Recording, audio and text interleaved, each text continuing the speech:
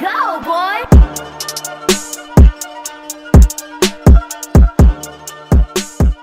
Hey, what is going on, folks? Back with Comic Book Corner. SDC is around the corner. How's it going, Prime? Guten Tag, mein Dude, and Konnichiwa, moin Fräuleins. Yeah, man. San Diego Comic Con is coming up. Before we get into those proceedings and such, let's talk shop on some comic books because I've been slowly getting acclimated into reading more comics instead of 2 and 3 during the course of the whole month and such. So Hickman's on another Marvel book, Ultimate Invasion. He's trying to get the game back together and get the Ultimate Universe popping again, and it's an interesting concept. And I stuck my head in to see what was going on. Mhm. And if anyone were to bring back the Ultimate Universe, I would trust Hickman, although I would question it because he kind of put a really good period on it with Secret Wars, and Hickman kind of did not Hickman, but Bendis did kind of not a mic drop, even though there was that cover that had that on there. Mm-hmm. He kind of did this is the final statement, like this is the ultimate end of the Ultimate Universe with his miniseries. And I know that the Ultimate Universe was revealed to be okay, and I think it was a Spider-Man book, or it was a Spider-Man book that it was okay. It still exists, but they didn't really do much with anything. Yeah, and there's a version of Riri Williams that was there, and very weird.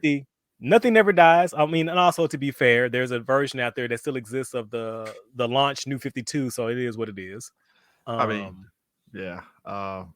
For those that don't know, go ahead. My bad. I was just gonna say, like I said, I am curious. If anyone were to do this, I have the utmost. Well, let me not say that. That's too much. I have less trepidation with Hickman. I had trepidation on who picks it up after Hickman is done with the book. That's my trepidation. That's the problem, because I hope it goes a whole lot better than the fucking X-Men run that he cut tail and ran out of. So we'll see. Al Ewing is doing the Lord's work, keeping the X-Men line afloat. So if anything, his is the most consistent. It's not lighting the world on fire, but at least it's not like the other fucking books, which have just been just goddamn just okay, and that's it. And it's like, damn, this could have been it's going. I will say that it ain't burning, but it's just going. Hopefully it's going to the end. Look, the Krakoan era has been great, but we'll dive into that in a minute. But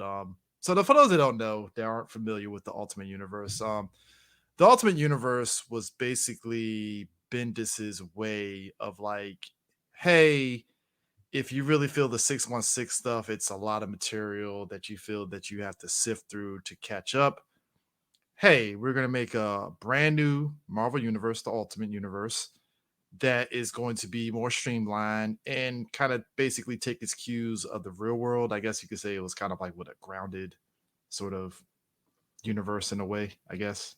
And funny enough, how many times has Marvel done that real world universe? As I hear Jim Shooter in the corner doing his Arthur fist. As with anything with the Ultimate line, the Spider-Man books were very consistent. Dear God, phenomenal. That was the most consistent book I've ever seen in any book company line ever. Now Walking Dead. Now I talk a lot of shit about Bendis, but his Ultimate Spider-Man work is unparalleled. It's good. It's good. It's an anomaly. Hell, even the Ultimate Clone Saga was wow, this is better than the 90s Clone Saga. Holy shit. Damn. But the bar is in hell. But I know. Look, kids, you had to be there in the 90s for the Clone Saga. That was a shit show if I ever seen one. I think the editorial of that shit is way more interesting than the actual story. That's the 90s in a nutshell, Prime. You know that. Look at Jason Todd's, death. The editorial was way more interesting than the actual story itself. Geez. I'll go on a tangent. Okay. Yeah. Anyway, so the other books, not so much in the Ultimate line, because Mark Millar, he was edgelording it up on the Ultimates line. Oh my God, wasn't he? Especially Ultimates 2. Ultimates 1 was all right, I can dig this, and then Ultimates 2, he just wow, just full blown, just Edge Lord. man, that's And then Ultra Instinct edgelord. what's his face? Loeb jumped in on Ultimates 3 and it just went to shit. Like, what the fuck? And I think what happened, I mean, we can theorize, Mhm. but I think one of the things that really just hurt the Ultimate Universe is that, as you said, the mission statement started with it being a streamlined version of the Marvel Universe, free of continuity. And what happened was it became weighed down by its own continuity. Mhm. And then it felt that, well, we can just hit a hard reset button. And so they just let the edge lords loose in the kitchen and made a lot of just really bad creative decisions, bad for the characters, bad for the universe, and just bad for overall comic telling storylines, which the only thing that I can feel or think or rationalize why they made those decisions was Mhm. that just pure shock value.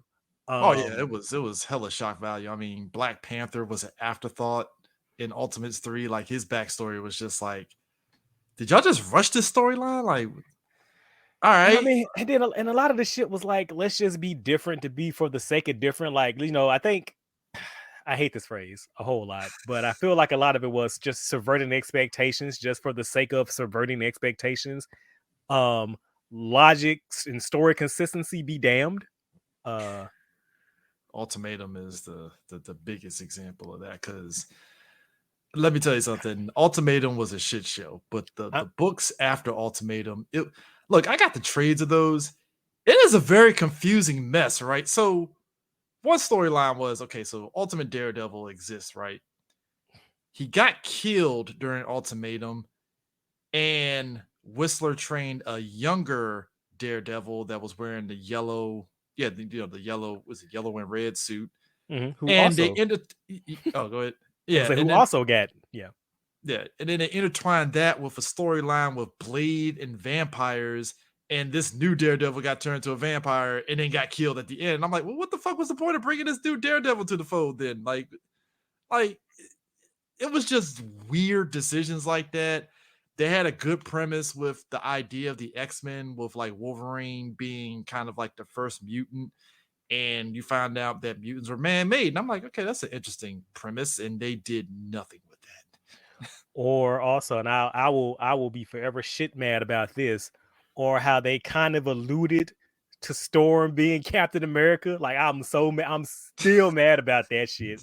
But how she Wasted was looking potential. at I the was like, shield and she huh, picked it up, and I was like, I'm into this. I'm into this. I'm into this. Nothing. nothing, nothing. Nothing at all. Yeah, and it just turned into just like and then like they during the last bits of the Ultimate Universe when it was just existing in Marvel, Puttering Hickman along. Hickman jumped on board. It actually did some great stuff for the Ultimate line that tied into Secret Wars in a way, especially with the Maker, which I thought was like, all right, this is interesting. And then the Ultimate line went the way it went, as we said.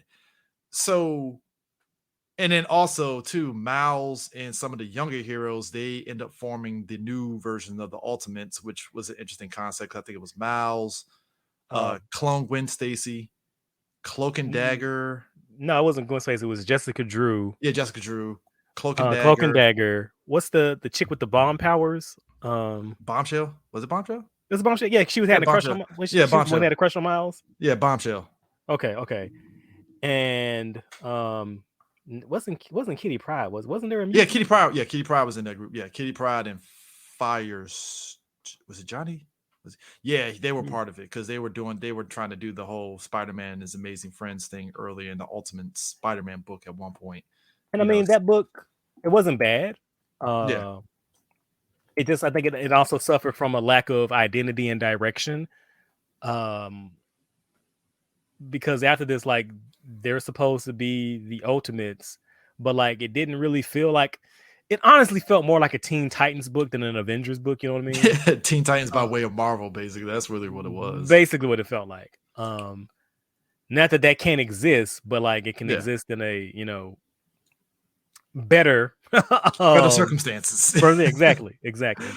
And then so so we get Ultimate Invasion, and the maker after Secret Wars, he had been in a bunch of storylines. One of them, I think, involved the not the Eternals, the Supreme, was it Supreme Power? I think it was them. But either way, Not he was. Well, go ahead. I was gonna say it wasn't the Beyonders, it was the but I know what you're talking about. I know what you're talking about. Yeah, he was involved with that, and he was just kind of existing in the 616, and then he ended up winding up in Damage Control's jail. So I was like, okay, interesting, and they didn't do nothing with that. So basically, the basic gist of Ultimate Invasion is that um the maker, aka Ultimate Evil Reed Richards, um, he is deciding to bring back the Ultimate Universe in his own vision, and he basically gathers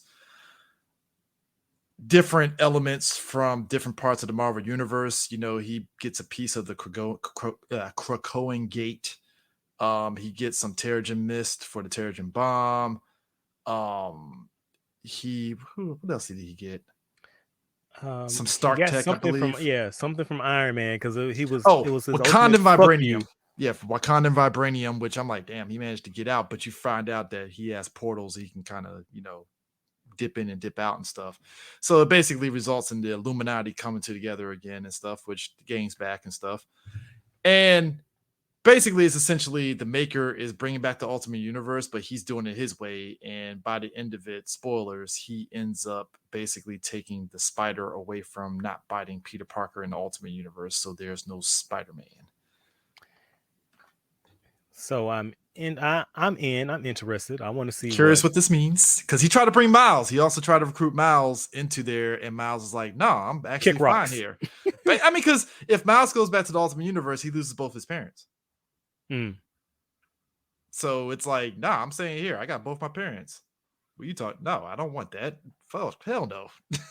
Which I don't blame him. I don't blame him whatsoever. So I'm with you, Prime. I'm curious on what this is, where this is gonna go. I hope it sticks to landing. Fingers crossed. Fingers crossed, big time. But we'll see. Like I say, if anyone is gonna do it, I have less trepidation with Jonathan Hickman. Like if this was like Vita Ayala, I'd be like, throw it all in the trash. I mean, if it was Bendis, I'd be like, Bendis is doing Ultimate Invasion. I'm good. I'm like, nah, y'all let me know that how that goes. I don't even care about the trades. Like I'll watch a YouTube video. I'm straight. Comics Explain, your boy. Right. Go watch the Cape Joel channel. Get me on. I'm good. I'm good. On the indie front, can't really call Boom Comics indie.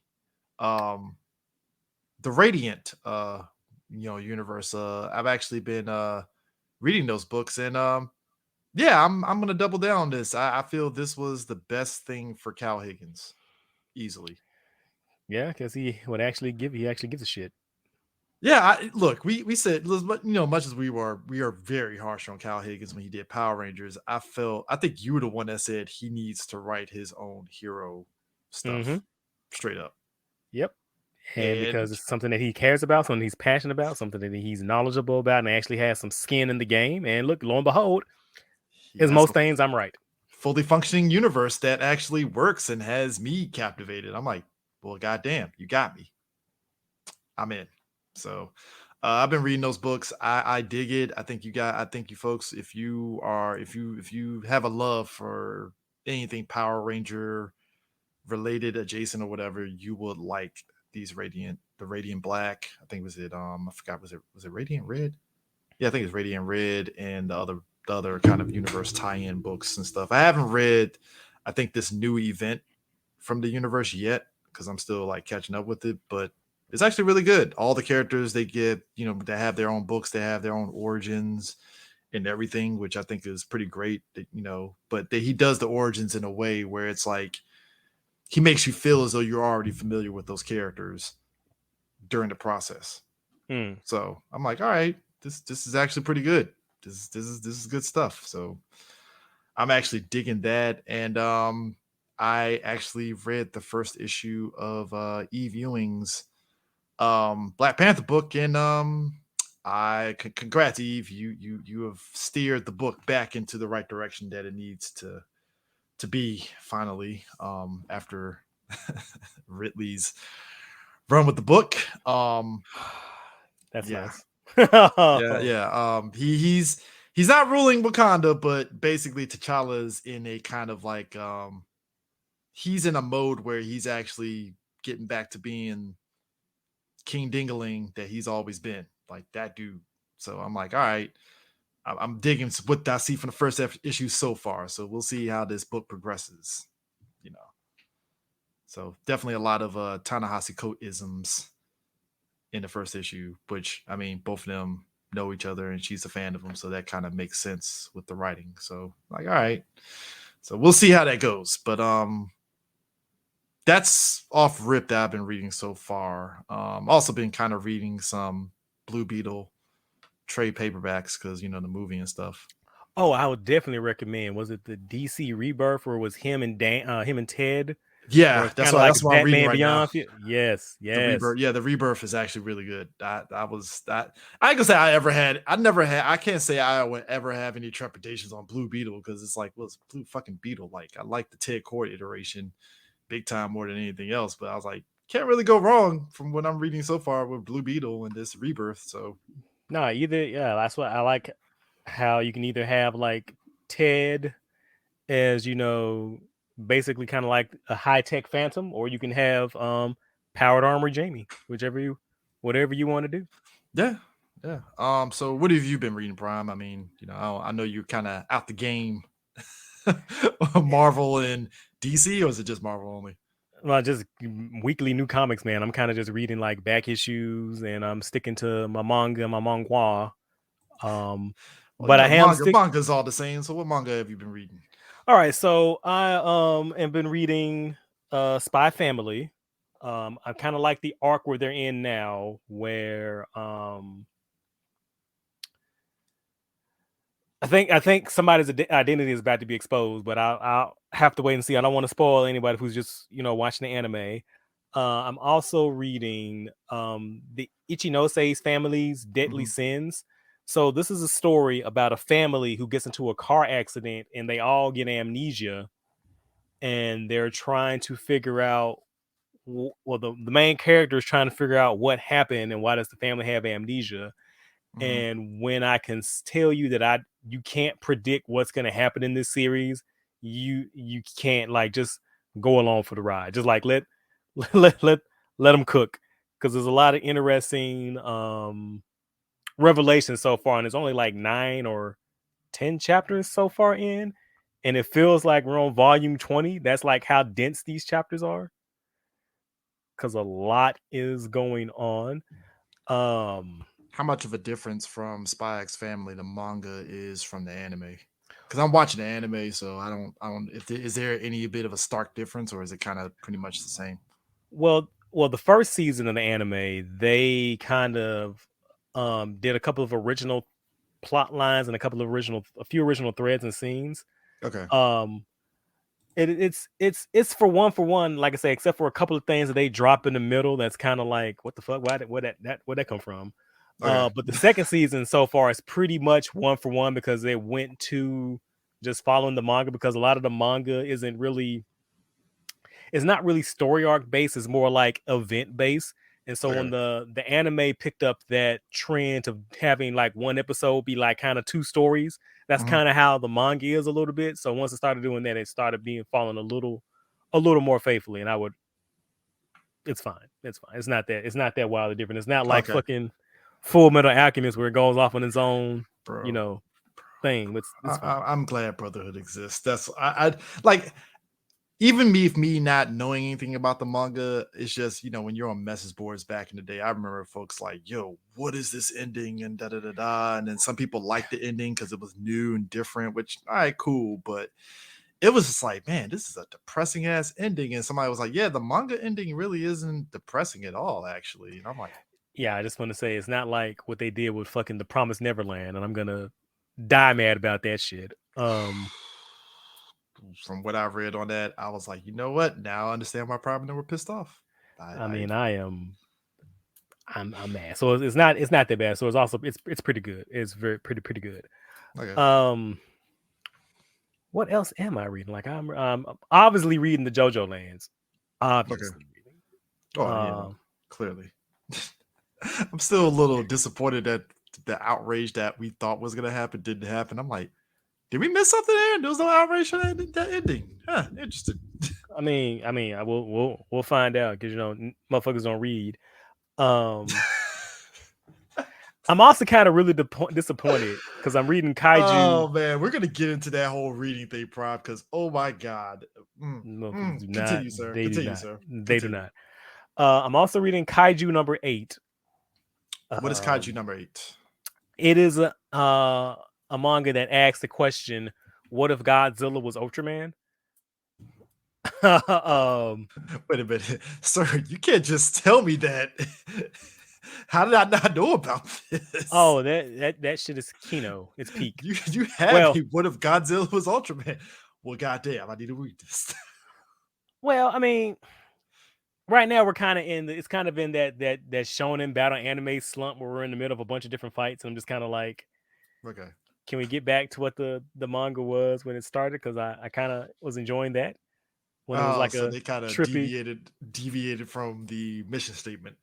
Yeah, it's kind of like, oh, it's 100% a battle shonen manga in the battle shonen manga arc now, and I'm just like, can you get back to what you were doing at first? Because this is kind of ass. And I also been reading the Dragon Ball Super manga, and I gotta say,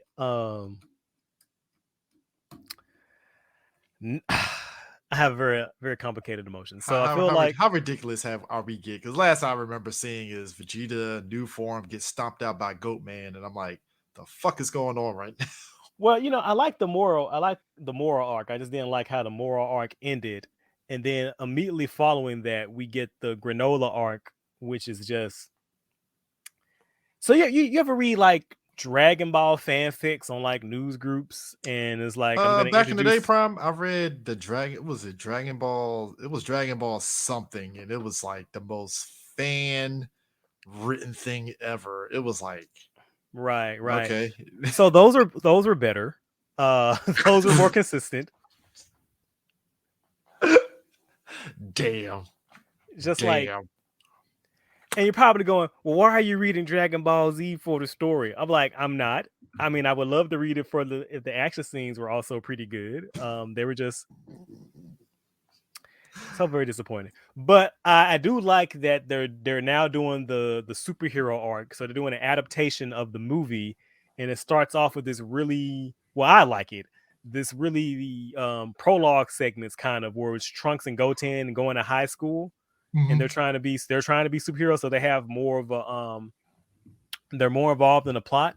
Now I am a little bit behind. Like the last chapters that I read, it was like the beginning of the movie where Piccolo fought Gamma 2. Is it Gamma 2? Might be Gamma too. Yeah, where Piccolo fights Gamma 2, and that's kind of like one for one from the movie. So I think they're gonna kind of intertwine the manga original story and while also retelling events from the movie. So I'm really excited to get in and go back and reading that. Oh, and so I am so fucking glad that Avengers isn't complete dog shit as a book anymore. Um, I stuck my head in and I skimmed the first and second issues by, is it McKay? I think it's McKay. Yeah, and they're doing this thing where Carol's the leader, and it's Scarlet Witch, Vision, Sam Cap, Thor, Iron Man, and Wow. and it's doing like a Kang arc, and it's actually pretty interesting. So, Hmm. but to be fair, man, like after Jason Aaron, it could be the Avengers sitting around eating Five Guys, and I would say it's 10 out of 10 Kino because Jason Aaron's run was dog shit. And it's sad because we all sing the praises of his run on Thor, and you thought the That's what magic I'm. we thought the magic was going to because it's kind of like with Hickman, right? We know when Hickman gets on the book, it's going to be good, and it's just dependent on who picks up afterwards, and we're like, right? And you would thought with Jason Aaron, it's like, damn, that Thor run was fucking phenomenal. Oh, he's doing Avengers. Bet this It's is gonna going to be be good, great. right? Read that first issue. What the fuck is this shit? Like, what happened? What? They're like, and I feel what happened with him. I don't. Can I say this and not be mean? Um, I mean, look, we're an honest podcast. You know I this. mean, if you can't be toxic with your boys, where can you be toxic? I feel like what happened with Jason Aaron is he started smelling his own farts and he started trying to reach, or I'm sorry, he thinks that his story concepts and his ideas are way more profound and creative and deep than they actually are. Mhm. And I feel like he works backwards. Like he has a cool name or a cool concept, and he wants to just like jerry rig and reverse engineer the story to get to that because he's like, yeah, I'm gonna have prehistoric Avengers, or yeah, I'm gonna have a baby Star Brand, and none of that shit works. It's just the absolute. You know what? Again, the Dragon Ball fanfics from the '90s were better written and better well constructed. The It bar is made the hell more. prime. You know that, right? I mean, just fuck. And then like it's so bad. And it made me so mad because I love that roster. I thought he had a dope roster. Mhm. And I'm like, what happened to the Jason Aaron that wrote God of Thunder? Because that book was so good. And you know what? Now that I'm thinking back on a lot of it, I think a lot of those cracks were there, but a lot of it was carried over by the simplicity of the plot of God of Thunder. And a Mhm. lot of it was carried by the wonderful art of Aesop Ribbit. Just I want, man, if I get some original art from that book and just have all that shit just on my wall, that book was fucking great. Yeah, I mean, it's kind of like my man that did the Secret Empire books. Not Fuck Rick Remender, Nick Spencer. Nick Spencer.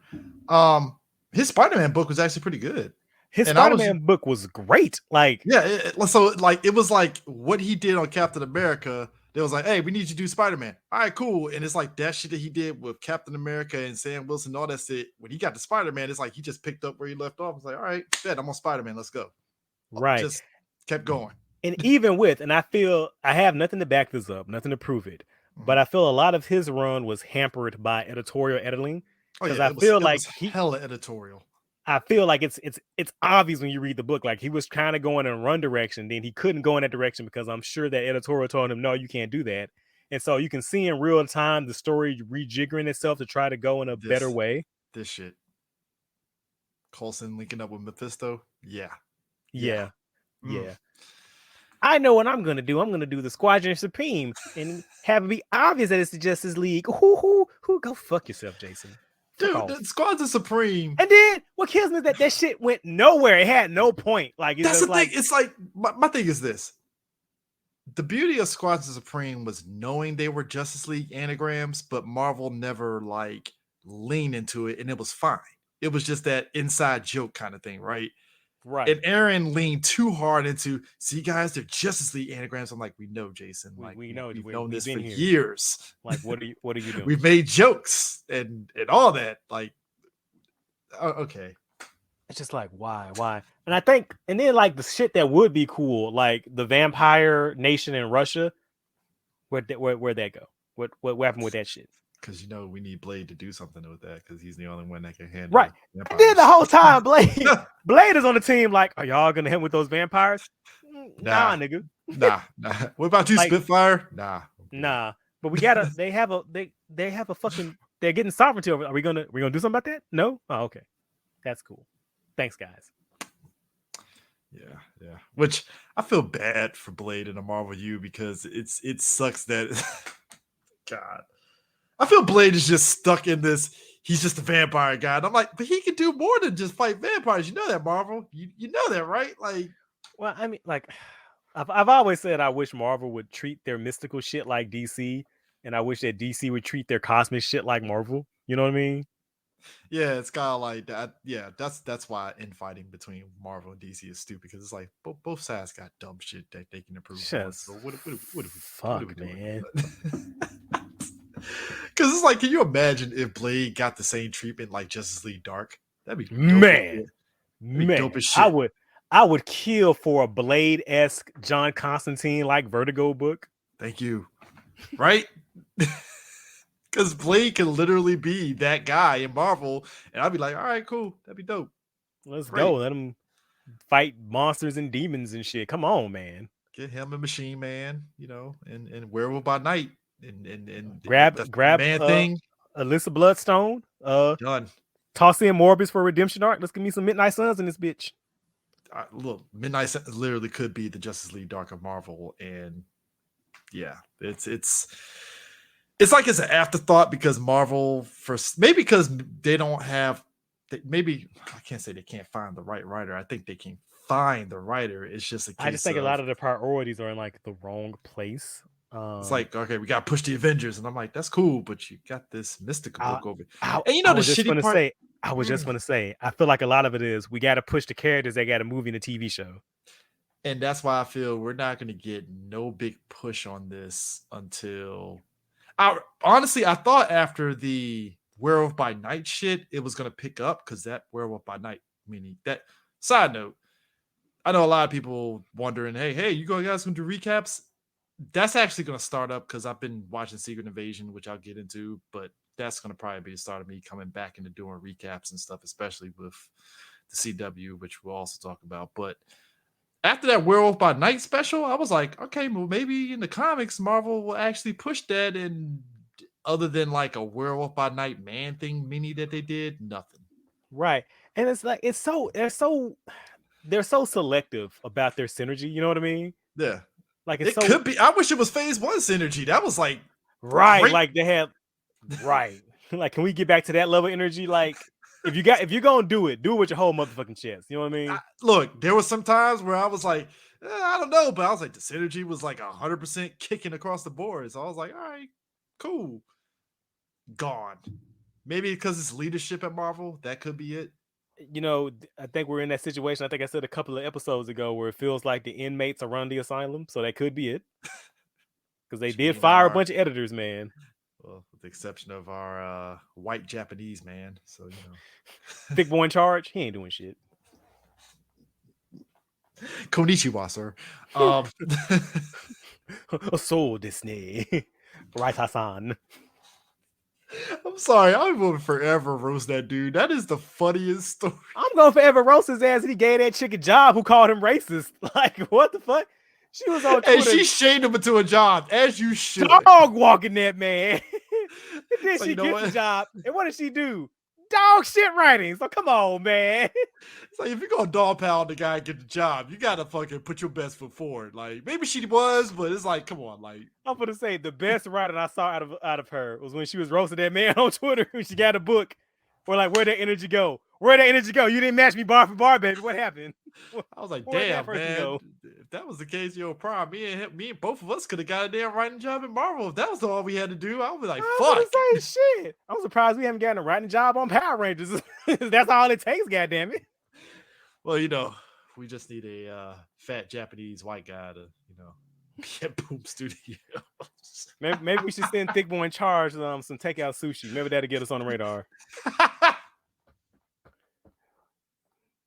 Send him some sushi, maybe a geisha fan, maybe one of those, some Pocky, some Remu soda with the little marble in the top. We can get some shit working out, man. Or send him what's that? Not a bento box. What's that that snack subscription? Box. No, that snack subscription Tokyo box. Treats or some shit like shit like that. Yeah, send one of those boxes.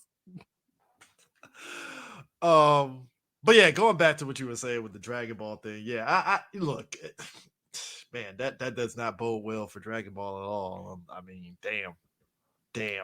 I mean, like I said, we'll see. Like now that the manga is actually catching up to the movie and they're retelling those events, I'm curious to see what kind of spin they'll put on it, or like because they gotta link up the original story they did in the manga with Goten and Trunks being knockoff Great Saiyaman. So we'll see what happens. Yeah. Oh yeah, I'm also on volume 9 of the Ultraman manga, so I've been digging that even with the show ending. Which the show was so good, man. Look, that last season was so good.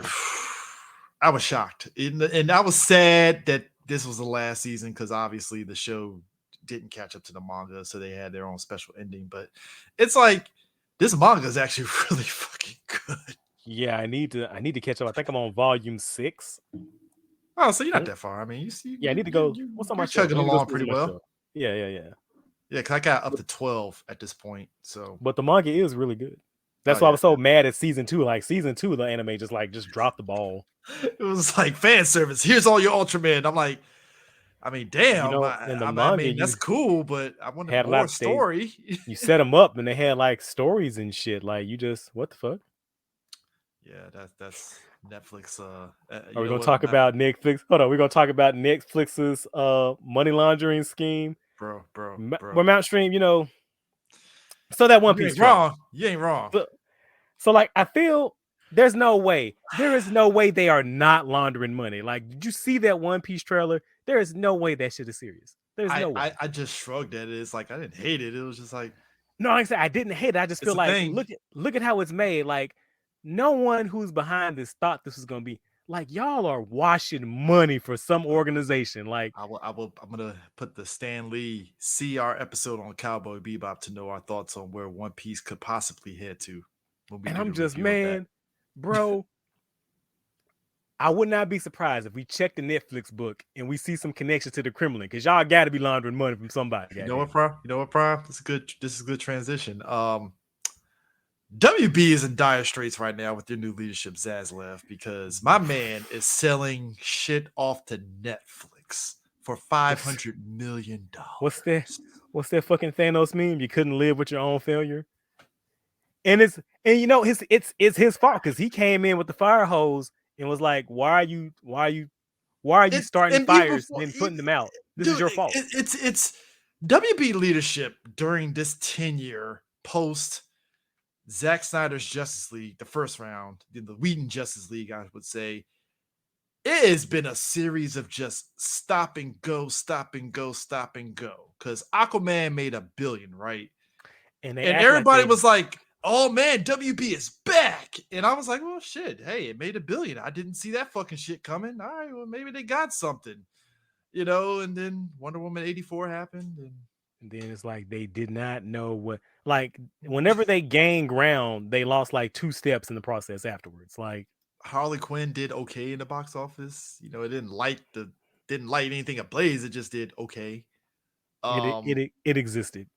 Wonder Woman 84, it was the first movie during COVID, major movie. You know, it was a big deal for streaming because I think it came out with Christmas Eve or Christmas Day. It was Christmas Day. I think it was Christmas. Yeah, Christmas Day. Yeah, Christmas Day 2020. It came out, and that was a big deal because it's like, oh, we finally got a new movie because we didn't get shit during quarantine at all.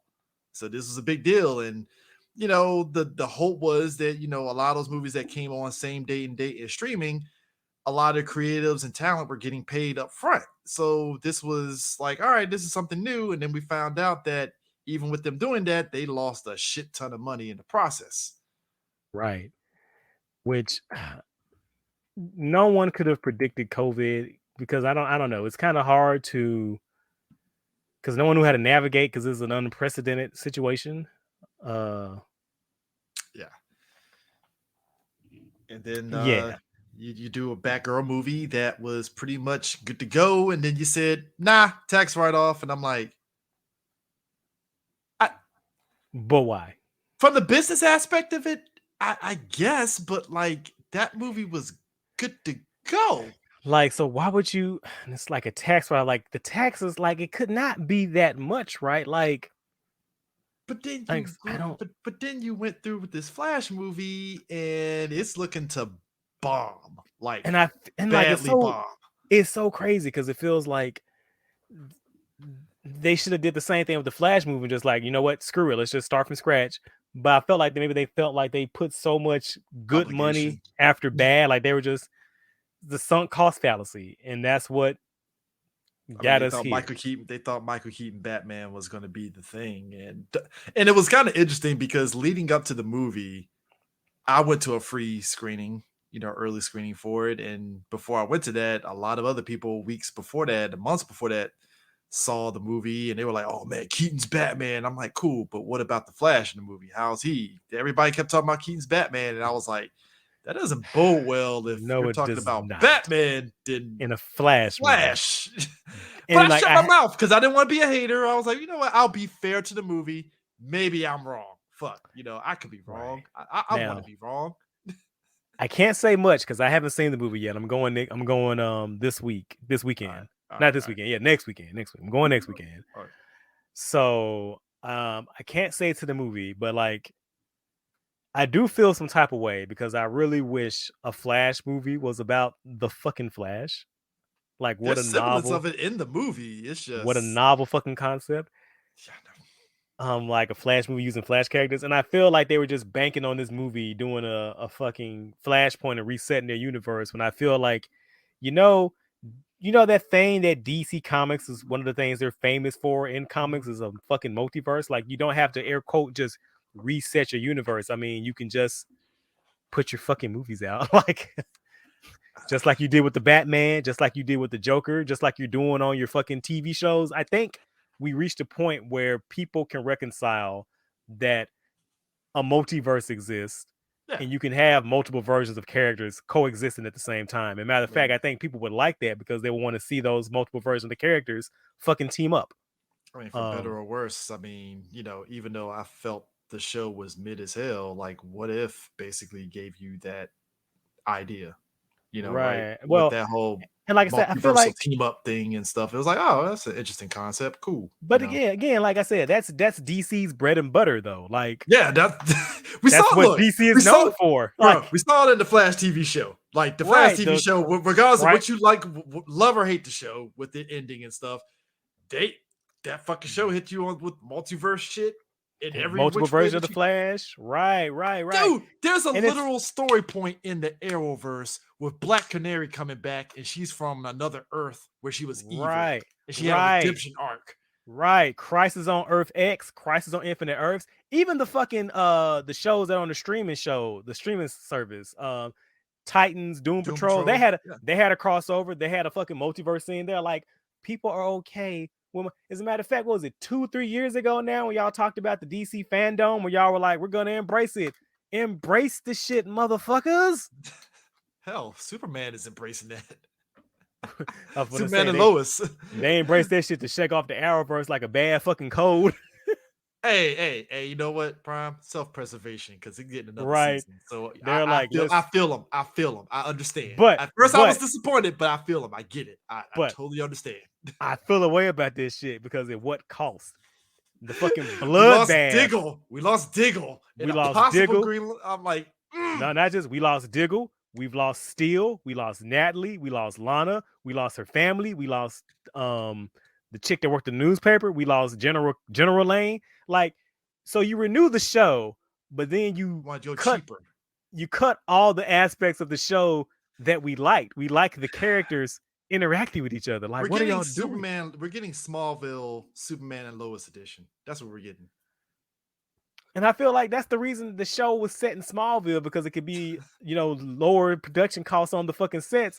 But then y'all still had him flying around the world, going to different cities and shit. So I'm like, what was the point? What This was the is point? indicative. Look, I'm gonna say this right now with the Flash ending. I think we can say this, and I know when I get a chance to, we're gonna get D on. We're gonna kind of do a retrospective of the Arrowverse and stuff. But this is basically indicative of how the leadership at WB stayed handicapping the TV side multiple times over, I like wouldn't every say which way from day one. Like I wouldn't the say Suicide handicap. Squad shit, in Arrow still irks me to this day. Is like we could have had an actual Suicide Squad and y'all It was kneecapped gonna them. be a spinoff. It was gonna be a fucking spinoff. So like that's You kneecapped them on that, and then the budgets, you kept cutting the budgets because it's like, no, we need this for the movies, and I'm like, all right, man, like, what are we doing? Like, and you can't use this character, you can't use that character because we're gonna put them in the. It's like, bro, like, if you're like you said, if we're invading the multiverse, why can't we just have Earth, whatever, Arrowverse, Suicide Squad? Why does it have to be one version of them? just strange decisions. And I don't know if it's like I said, I wouldn't call it kneecapping, but I feel like it's either a lack of confidence, a lack of vision. Like I don't know what because I wasn't in the room, so I don't know what they were Yeah, doing. I don't know what they were yeah. I'm saying, saying but like, kneecapping because I'm being passionate a little bit on that because, like, but I feel like there's Prime, we got robbed of the rogues both times in the movies like and on the TV show. twice. Like, the Flash has some of the best The villains in TV show, comics. we came this close, and then it's like, fuck, could have had it. It's like he has some of the best villains in comics, and me and Tim, we cannot get them on TV, nor can we get them in the fucking. Do you know how fucking dope a Rogues Heist movie would be if No, done properly? they gave us a taste with Captain Boomerang. I was expecting James Gunn to say, "Hey, you know what? Let's go ahead and bring the Rogues in the next Flash movie." And then Hold on, dog. I'm still raw. Why'd you I say know, that name? sorry, man, sorry, man. It's As like, I look at his action figure on my wall, hey, one look. out for Boomerang. I hope John Courtney comes back as Captain Boomerang and we don't ask no fucking questions. He's just back as Boomerang just cause. No, well, didn't you die? No, he's just back. It's cool. It's fine. It's great. Cause hey, look, Why? I love his Captain Why? Boomerang. I'll go fuck. I love it. Is the best part in both of those. Some of the best parts in both of those movies. Especially in the second one that I love. But yeah, yeah, that is that just, and it's just like the money they lost on the Flash. I was like, you could have just went on ahead and just said, fuck it, put out Batgirl and just see what happens. Fuck it. What's the worst thing that can happen? Right. You're probably like, what was it? They didn't want to have brand confusion or some whatever nonsense Oh, bullshit fuck the excuse. bank. Oh my. I don't fucking know. Nobody cares about Batwoman, so put Batgirl out. Come on, dog. Come on. Like, you already put Keaton's Batman and Batgirl, so what's the fucking brand confusion here? It's multiverse. Well, the fuck does it then matter? again, I don't know. You know, we got those fucking pedantic weirdo nerds. Well, does this mean this Batgirl is canon to the Burton movies? Then what about the beef? And shut the fuck up. Shut the fuck up. It's DC Comics. If you read comics, you know the comics. It's the multiverse. You can do whatever the fuck you want. Like, it just happens. Like, but what's canon to what? But what can shut the fuck up? Shut literally got like 8 Batman running around DC Comics right now. A black guy that's Batman, regular Bruce Wayne. That was the bat that was it Joker Batman or whatever and shit. The Batman who kicks. Yeah, that. Yes, the Batman who kicks. That guy, like, it's no confusion then. It's like, all right, it's Batman, cool, and that's it. That's like, I just feel so frustrated. Like how little faith they put in the intelligence of people, and that's probably also why people are so fucking dumb. It's because they're coddled to in this way. Like, you don't allow people to have like critical thought or let them judge or choose shit for themselves. Dude, and he's also trying to get rid of Turner Classic Movies. Yeah, I heard Spielberg, and then when that happened at this shit, they showed up at his house with some baseball bats and flapjacks. He got Scorsese there. He got a flapjack like, hey, motherfucker. Some crowbars like, so I heard you cutting some funding for Turner Classic Movies, motherfucker. Why don't you step outside, Davey? We want to talk to you. We just want to talk to you, Davey. We just want to talk. That's one thing you can't be doing. You can't be cutting old people's fucking TV time away from them with Turner Classic. You don't take Turner Classic Movies, man. I was gonna say that's like taking the kindergarten's Paw Patrol. They will burn this shit to the ground. Side note, I saw that Paw Patrol trailer. I kind of want to see it. That shit. I was about to say, I ain't gonna lie, I kind of want to watch that movie. I kind of want to watch it. It's like, kind of want to see that movie. Not gonna lie. Go to the theater. Yeah, one for Paw Patrol, please. Got a kid? Nah, just want to see Paw Patrol. Nah, it's for me, bitch. My goddamn ticket. My goddamn business. Exactly how I did when I went to go see fucking Kung Fu Panda. I'm here to see Kung Fu Panda. Fuck off. Exactly. I'm here to see How to Train Your Dragon. One ticket, please. Thank you. One ticket. I will be there kikiing it up with kids. Let's go. Well, that didn't sound right the way I said that. I'm gonna say, look, sir. My bad. I look behind you, Chris Hansen sticking his head over the frame of the door. What was that? Sir. All I'm saying is those hey, look, that Paw Patrol trailer, I was like, I kind of want to see it. I kind of want to see it. Oh, the bad Coco said, you could delete those Cape movies, but I'll be damned if you go on yeet. I mean, basically, that's what he said. I mean, you get Spielberg, Scorsese rolled up to fucking Zaslav, like, hey, motherfucker, what are you doing? And look, this is. It is kind of fucking up WB's bottom line because a lot of those directors that will make movies from WB is like, nah, bro, I'll just go over here because you guys just canceling movies and shelving them Cause reasons. I'm And good. wasn't it WB where they emptied out the fucking archival vault, so we just lost a bunch of fucking history of like press releases and press kits and shit, Bro, just tossed in the trash? they fired. So Turner Classic Movies had, I believe, 60 to 75 people. Prime, they're down to 20 people now. Oh my god. Why? Thank you. Why? Why? Why are you Because doing money. this? Because they gotta save money. Which is why he's putting all those movies, making a deal with Netflix for 500 million. And aren't they also selling off like music rights and shit too? I don't know about the music side of it, but it wouldn't be surprising. Like, damn, man. If you told me right now that he was a fucking sleeper agent, he's a fucking plant, I believe it. I'd be like, you, Are you because here? for a second, because I feel like these are only moves your ops would make. Is all I'm saying. Bro, because Disney ain't making these moves, which Disney has the benefit of being part of Hulu, so they can be like, well, we'll just, make our money off the Hulu. Cool. Got you. You Except in know, India. well, well, they see people realize they thought that the whole Hulu thing and them leaving and losing money was because of something on Disney Plus. Now, it turns out they lost money because they lost the cricket deal, the cricket sports deal, which was in India and stuff. That's where they lost the money. It wasn't Disney. It wasn't no woke bullshit.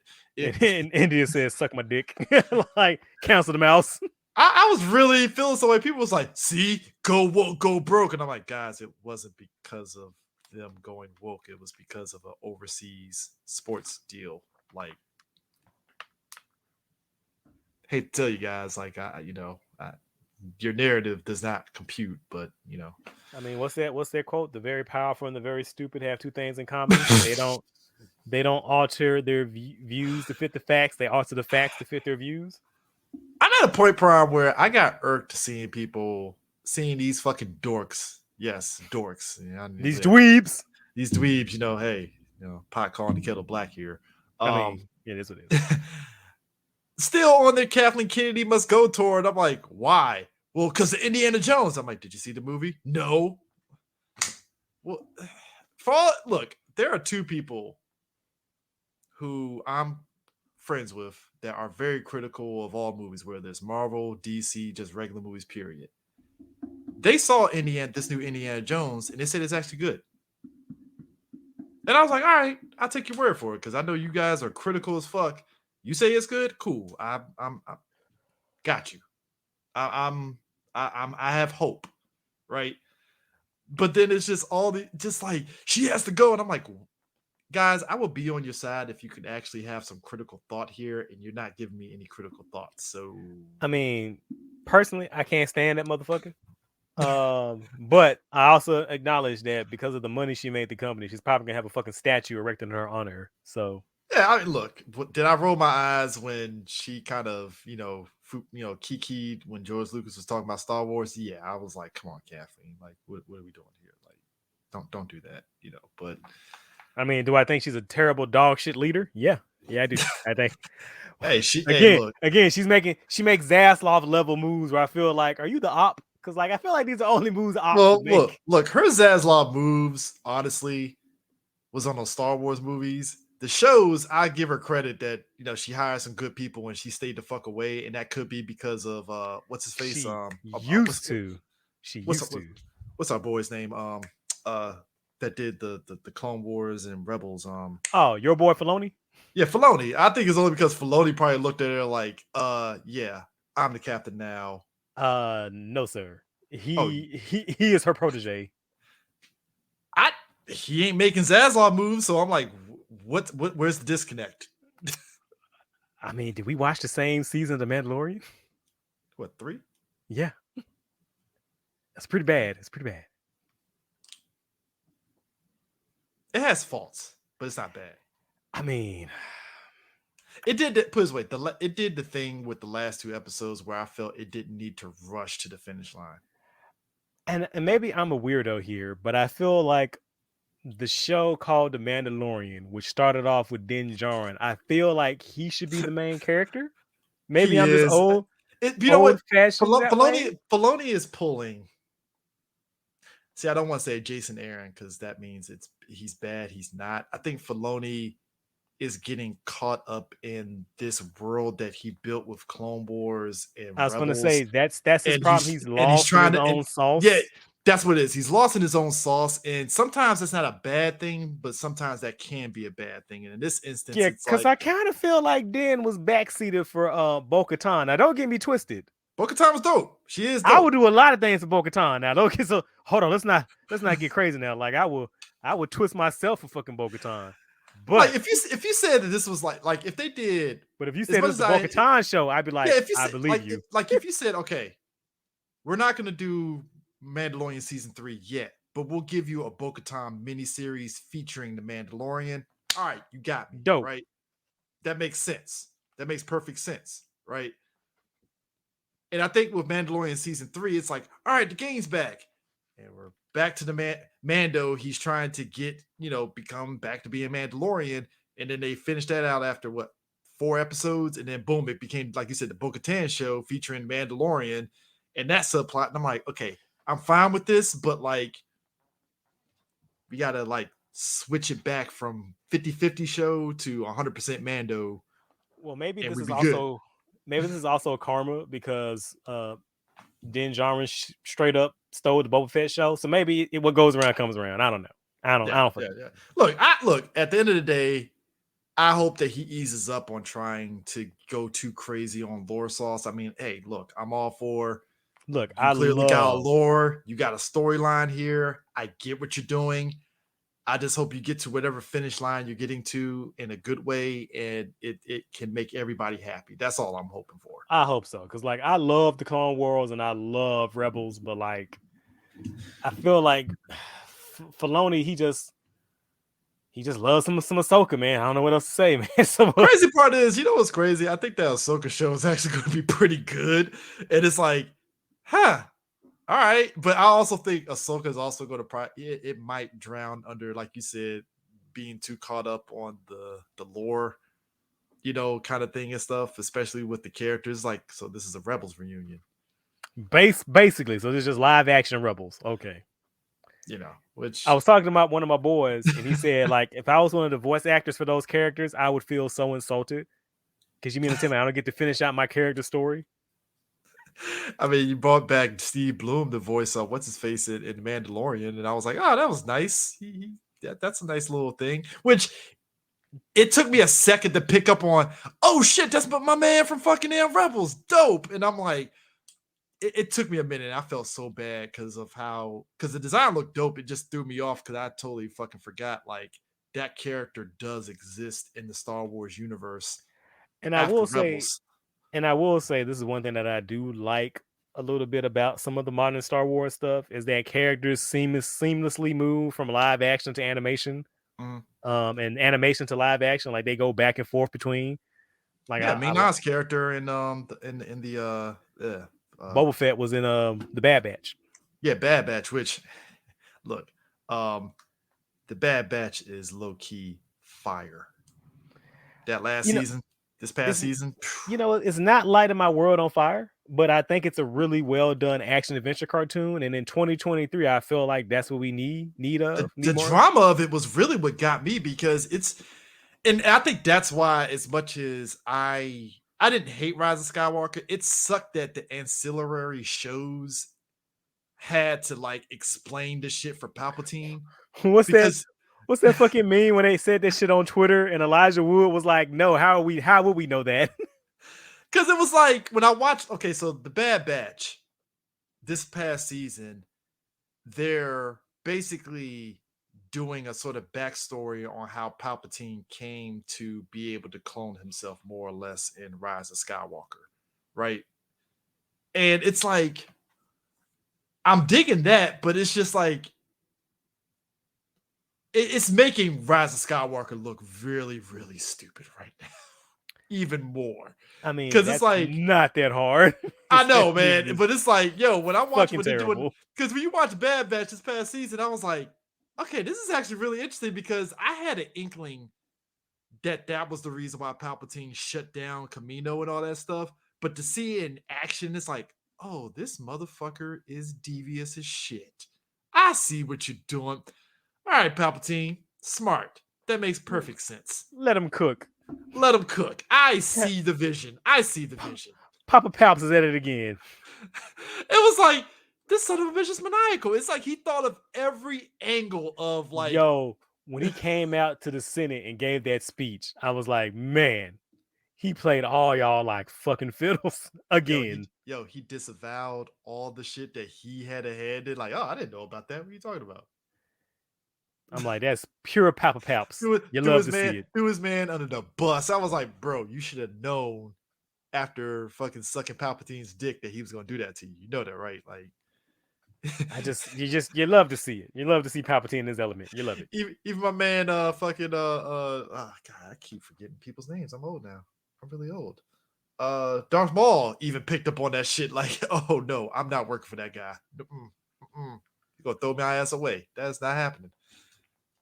So, yeah, look, I'm curious to see what comes of Filoni's vision, and hopefully it goes somewhere. But WB, I'm just like, hey, Gunn, I hope your vision actually does go off without a hitch, because it's very promising. I hope Zaslav stays the fuck away and just allows you to do what you gotta do. I like what you want to do with Superman. You mentioned that you want to bring crypto. It looks promising. We'll But see. we'll see, because We'll see. that lack of vision and control of WB, they might panic again and start putting their fucking fingers in the pie. So we'll see. Hey, look, man, I'm fearing for that Blue Beetle movie because it looks good, and I'm like, I hope it makes money. I really hope it makes. I hope it comes out. Oh, it's coming out. I mean, come on now. They're on the hook with it. They ain't gonna. They already put out a trailer prime. If they didn't put out a trailer for Blue Beetle, then I'd be afraid. Like, is it getting shelved? I mean, who's to say, man? We are on unprecedented waters right now. We're very. Speaking of unprecedented waters, as me and you were mentioning earlier about people reading, with the writer strike happening, San Diego Comic-Con, there's some announcements of a lot of the major studios pulling out, which it's a writer strike. There's no products really being made at the moment, and with the impending actors strike that could be happening if they don't have a deal soon, a lot of companies are pulling out, and everybody got themselves in a tizzy because, oh my god, Marvel Studios isn't there, and I'm like, guys, it's called Jeez, San man. Diego Comic-Con. I think they're fine with Marvel Studios not being there. You can go watch. Okay, I have always felt some way, and not to yuck anybody's yum, you have a reason for going to San Diego Comic-Con, whether it's just for the Hall H Marvel Studios stuff or whatever, that's fine. My dude, why are we playing The Sky is Falling because Marvel Studios isn't there? This isn't the first time this has happened, and the show kept going and we were fine. I mean, fuck a comic book convention. Be about fucking Comic books. I'm already like, yo, it's about comic books? Dope. Let's go. I'm with it. I want to talk. Heaven. I want the opportunity to talk to more creative. This actually, with all these studios pulling out, this gives the opportunity for our outlet, Three Black Geeks, to actually talk to more comic creatives now, and I'm happy about that. Wunderbar. Because we never got the opportunity before, because we always get swept up, studio shit and all that. So it was like we were trying to get those times, and it was just a mess. And I'm like, oh, we get time to talk to comic book creatives. Thank you. I'm for it. I'm not.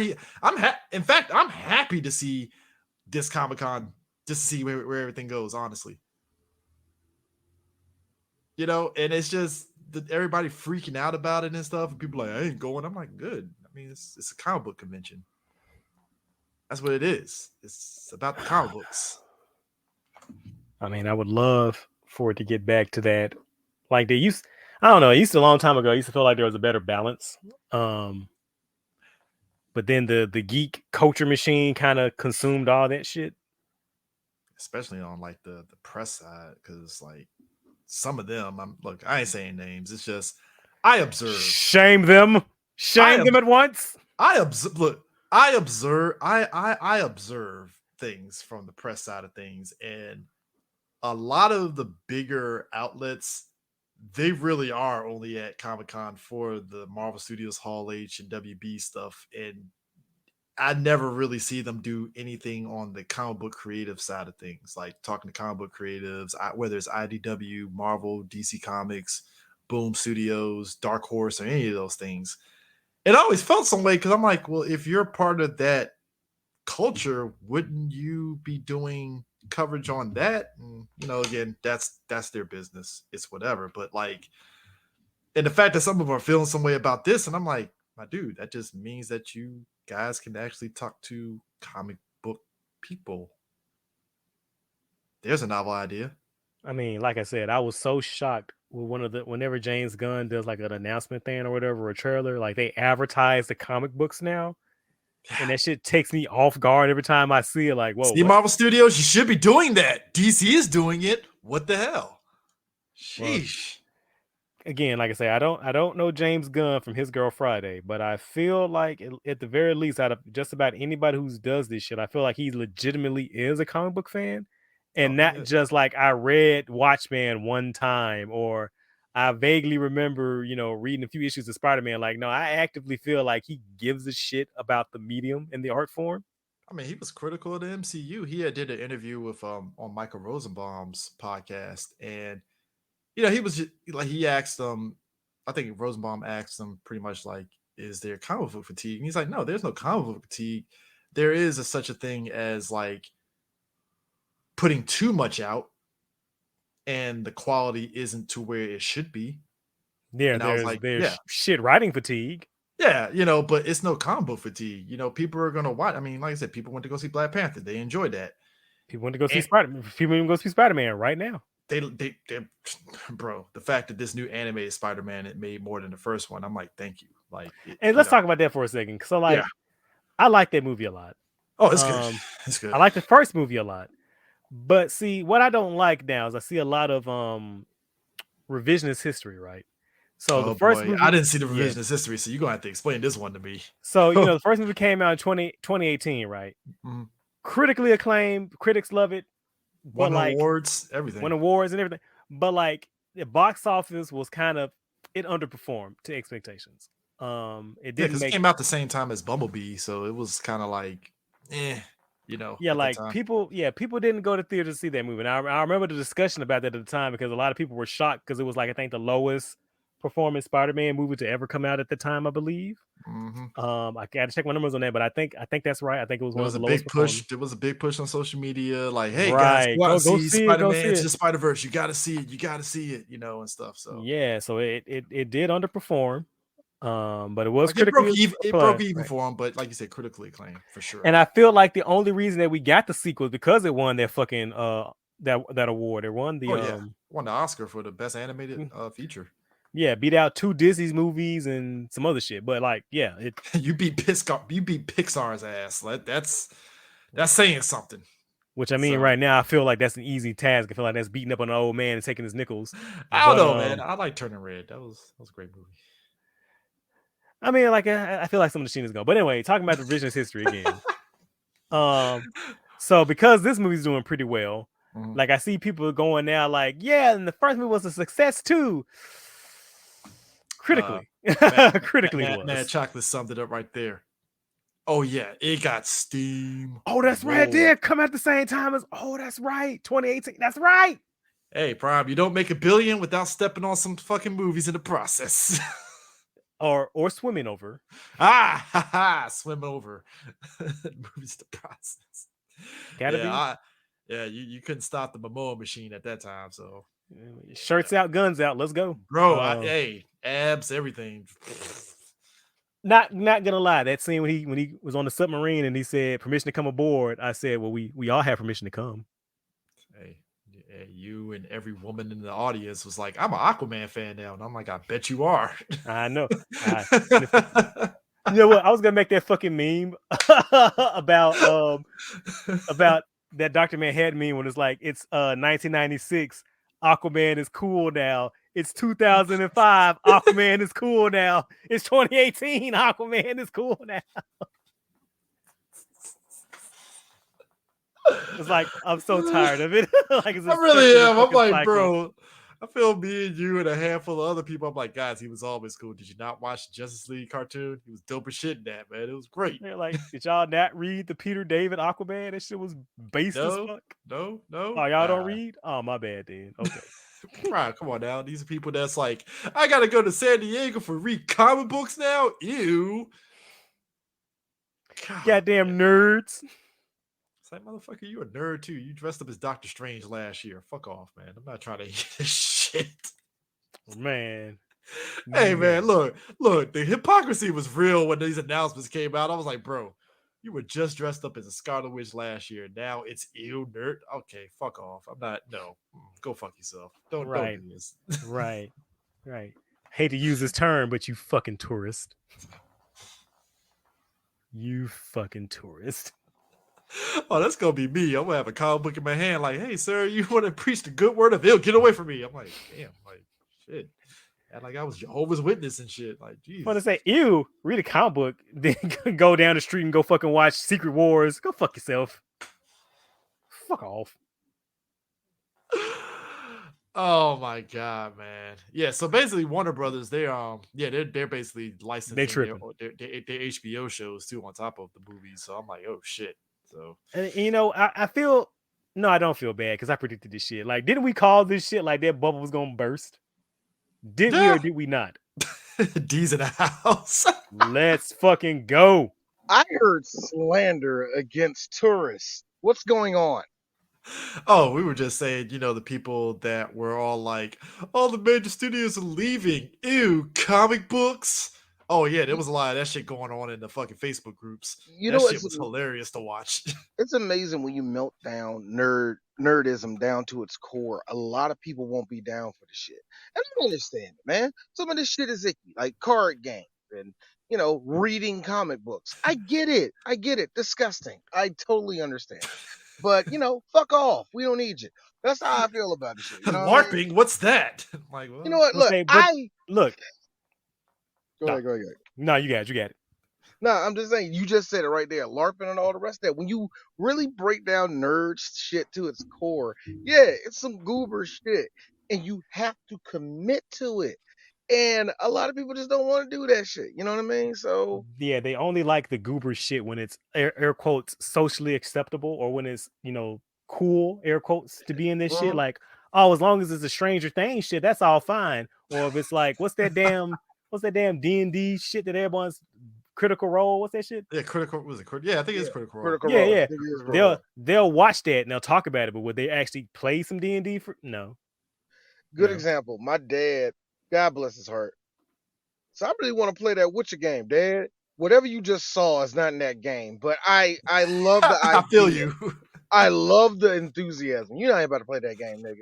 I got the game. I barely play it. So I'm just saying. D, he would be struggling with the controls and be like, fuck it, I'm done.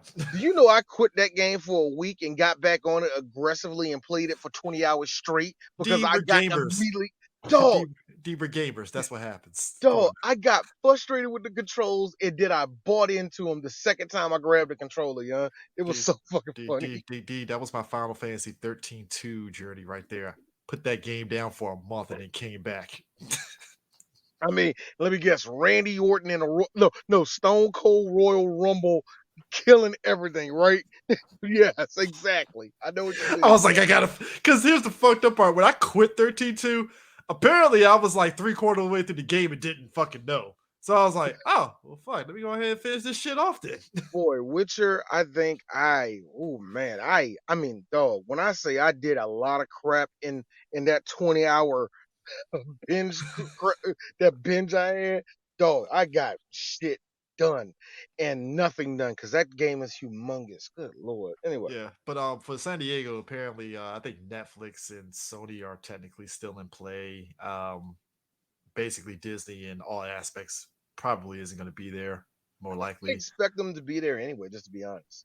I mean, because we know what they're going to promote anyway. I mean, Yeah, what exactly. Ahsoka, Marvels, maybe Captain America, A Brave New World, and and Daredevil. That's about it. I And mean, that's what I'm saying. So the loss of that, just go off that. Just the loss of that. That's enough for you to cancel the trip. Hey, there's a bunch of You see motherfuckers what on the I'm hook for saying, right? hotels now. I'm like, so was it worth losing your hotel deposit money because Comic Con isn't going to tickle your balls anymore? Because Comic Con's not going to have the movies there anymore. Yeah, the movies. That The kid comic book movie. convention is not going to advertise the movies, and you're butt mad about that. Okay. You know what?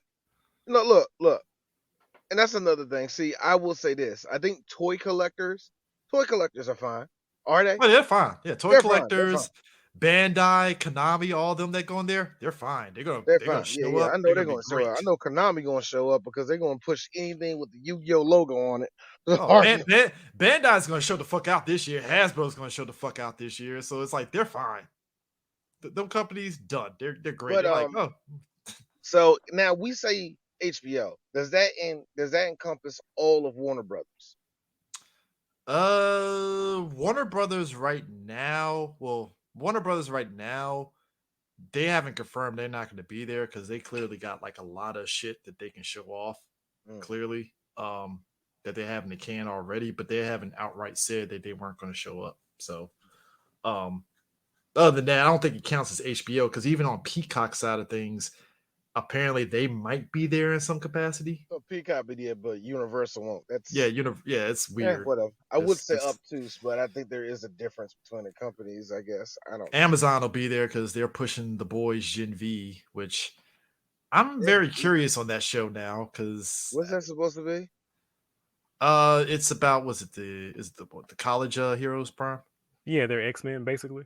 Yeah, it's basically the X-Men just in college and stuff. Which I mean, I'm like, look, if it's better than the comics, I'm fine with it. Like, I mean, everything they're doing is better than the comics, but I got a question: how much space do they got left with this shit? Just real talk. Like, Amazon Prime is chugging along pretty well with all this stuff with The Boys. They're not over. You can only offend people so much to it's like, okay, get to the point. You know what I mean? So, yeah. And I mean, people are offended by that show. Like, God, please don't show them the comic book then. And that's what I'm saying. Because look, I was behind on the season with the Hero Gasm, and like that's the only thing I heard about. People were like, "Oh man, Hero Gasm." Man, I watched that shit. There was better stuff than Hero Gasm that season. Maybe I'm just desensitized. When I got to that shit, I was like, "This was it." I shrugged at it. I was like, I laughed. Don't get it twisted. At certain things. Look. The only one I would get is the man inside the dick. Okay, fine. Yeah. I give you that. Well, not that. That just kind of caught me off guard. Like I wasn't like, I was like, oh shit, I can't. Okay, but I had to remind myself what I was watching. Mother's Milk almost getting choked out by a dick was fucking hilarious. I ain't gonna lie, that shit had me in tears. But I'm like, that's the line y'all draw. Like, am I just a weirdo? Is this? Look, is it me? Prime. Look. Were you like me? Okay, somebody's getting a blast. Because I'm sitting there watching. He was too. Get blasted. And I'm sitting there, and the second last on the open, last Lonzo open at the door. I like told you. So I'm sitting there, dick in my hand. I'm like, so what's happening? What's going on? Nothing. Oh, okay. Yeah, I get it. Strap on joke. Okay, come on. We're all three of us are like Bane. We were born in this. We were molded by this. This right. And I'm like, oh, the guy made a masturbation joke. Is that okay? We have seen orgy scenes in other television shows too. Yeah, that's the main thing. Me and D seen sexy. We seen Sexy Beast. Come on. No, not even Sexy Beast. I made it through Penny Dreadful. Did you know there were two? Oh yeah. Did you know there were two full-on gay sex scenes in that thing? Yeah, I actually made it through. I did. Hey, Prob, actually, it was a good test for me. I looked down. Wow, I don't have an erection. Well, all right, I'm not a homosexual. Hey, that was a good test. That was a great test. Really? For me, it was the cinematography. I was like, I can't get you with this shit. I mean, yeah. The second one was like, all right, look. I don't know what gay sex is like, but it can't be that passionate. I was like, it can't be that really passionless. I'm like, really? Yeah, it was like the way they shot it, and then let's not talk about that weird scene where Josh Hartnett was doing it. I don't even know, man. Whatever. That show was wild, bro. That's all I know. That thing was spatially good to me. But anyway, But nah, Spatially. but nah, You know what I mean? look. Like that episode was alright. But nah, man, look, look. This is probably the look. Every year, San Diego, I ain't gonna lie, I always get excited going there, and it was kind of interesting because me and Dee were talking about how in 2018, when Marvel didn't show up, we were all losing our shit at that fucking WB panel, like the Godzilla King of the Monster shit, Johnny Depp coming out. Like, I was like, guys, we're fine. This ain't the first time Marvel Studios never came to San Diego. We're good. And I think, Fine. but I again, was once saying. I, And Chris, y'all I acting told you. like I was saying Go ahead. they're acting like Marvel or something right now that's worth getting excited for. Like what the fuck? That's my bigger problem. Like, and look, even in 2018, there was nothing. They had nothing ready for anybody to see like that anyway, man. Yeah. There was a bunch of comic book events going on that they didn't give a shit about that was going on in 2018. So my thing was like, even then, I was noticing like, so you do realize that the hype train started. I told you it won't end. It won't end until there's a crash. And thankfully, Marvel has been keeping their head nose above water. I don't know how they've been doing it, Hey, look, Chapin. but they've Hey, been look. doing it. I'm gonna say it's splashed in their nostrils though. It is Hey, They splashing are. in their They are. fucking nostrils. Hey, hey, yo, look. real talk. What I'm hearing from Secret Invasion. Oh my God, I made it over.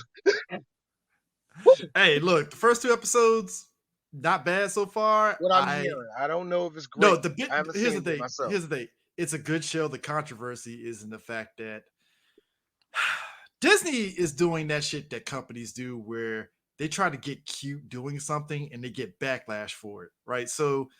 They had artists in the company do artwork for Secret Invasion and they put it through an AI software in order to do the intro. And everybody was like, well, why the fuck did you do that if you already had the artist do the fucking artwork in the first place? Wait. I'm sorry. So they had AI redo a picture? Multiple pictures and run it through to give that, I guess, the opening a very Secret Invasion look. And then it's like, why did you do that? Especially in this climate. Thank you. Wow. When AI is not really in the best of interest of anybody right now, And, with the and writer strike choice. being one, with it being the sticking point for this writer strike right now, like That's the why would choice you that you do make. that? Really? that's shitty optics. And it's taken That away is from really everybody. shitty optics, bro. And it's What taken the away from hell? everybody talking about the show and how good it is because they did that goofball shit. And I'm like, fucking A, dog. Why did y'all do this? Like, come on, man. Like, again, You know what I those call stupid that? ass decisions. I call Well, that. I feel That's a dumb. like That's a dumb decision. I feel that's a higher up that really thought he was doing something edgy. I guarantee you, they thought it was something that was going to be like a flashing. This is going to work. This is going to be the next thing that everybody does. The shit. We don't got to worry about these fucking artists asking for money and shit. I guarantee you, it was one of those really cynical moves, man. I was just gonna say, I feel like it was some fucking decision when they thought like we're untouchable, we can do whatever the fuck we want. Like I feel like we're gonna do this to send a message. Yes. And you don't do that when you have a writer strike and a possible actor strike coming up, because now you just emboldened those people like, hey, the fuck? You know, You know, like, the messed up part is that actions like this have worked. You know what I mean? They will work again in the future, but it's so slimy when you find out like this. You know what I mean? yeah. Like, Yeah, I'm gonna say when wow. you not gonna lie, when you said that my skin kind of crawled. When I was like, they hired the artist and then they still ran it through AI anyway. Yeah, it's like your own This shit artist they did it. too. Like, but why? Why would you? What you could do that? You could, but why? Why would you do any of Nick, that? Or you could just went on Mid Journey and just said Samuel Jackson in Secret Invasion. That's what you could have done. yeah. Like, I mean, Cut out the middleman altogether and not get an artist and say redo this picture. That is so backhanded, bro. like, or you could just, go downstairs to your fucking comic book company and go, you and you draw some fucking paintings. Like, what the fuck? or if you want to, since you can use some Disney money, get Alex Ross in there. Thank you. You're welcome. Or, Get hey, Isak Rubik. Get fucking Yeah. nah, fuck all that shit. Start shit for no reason. Hey, yo, Jim. What you want? Jimmy Boy. Yo. What Hey, do you want? Jim don't turn down no money. Jim Can we don't speak? turn out no money because you know Can we? what it'll be. They'll DC will wake up. What the fuck?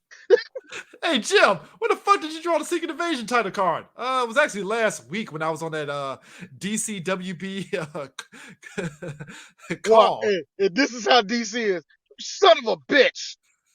That's a wonderful picture of Captain America. I like the shadows you use in that one. See, it's so dynamic. I love. It's like, Jim, I love you, X-Men #1. It's great. Fantastic line work there. I'm just saying there are. You're right.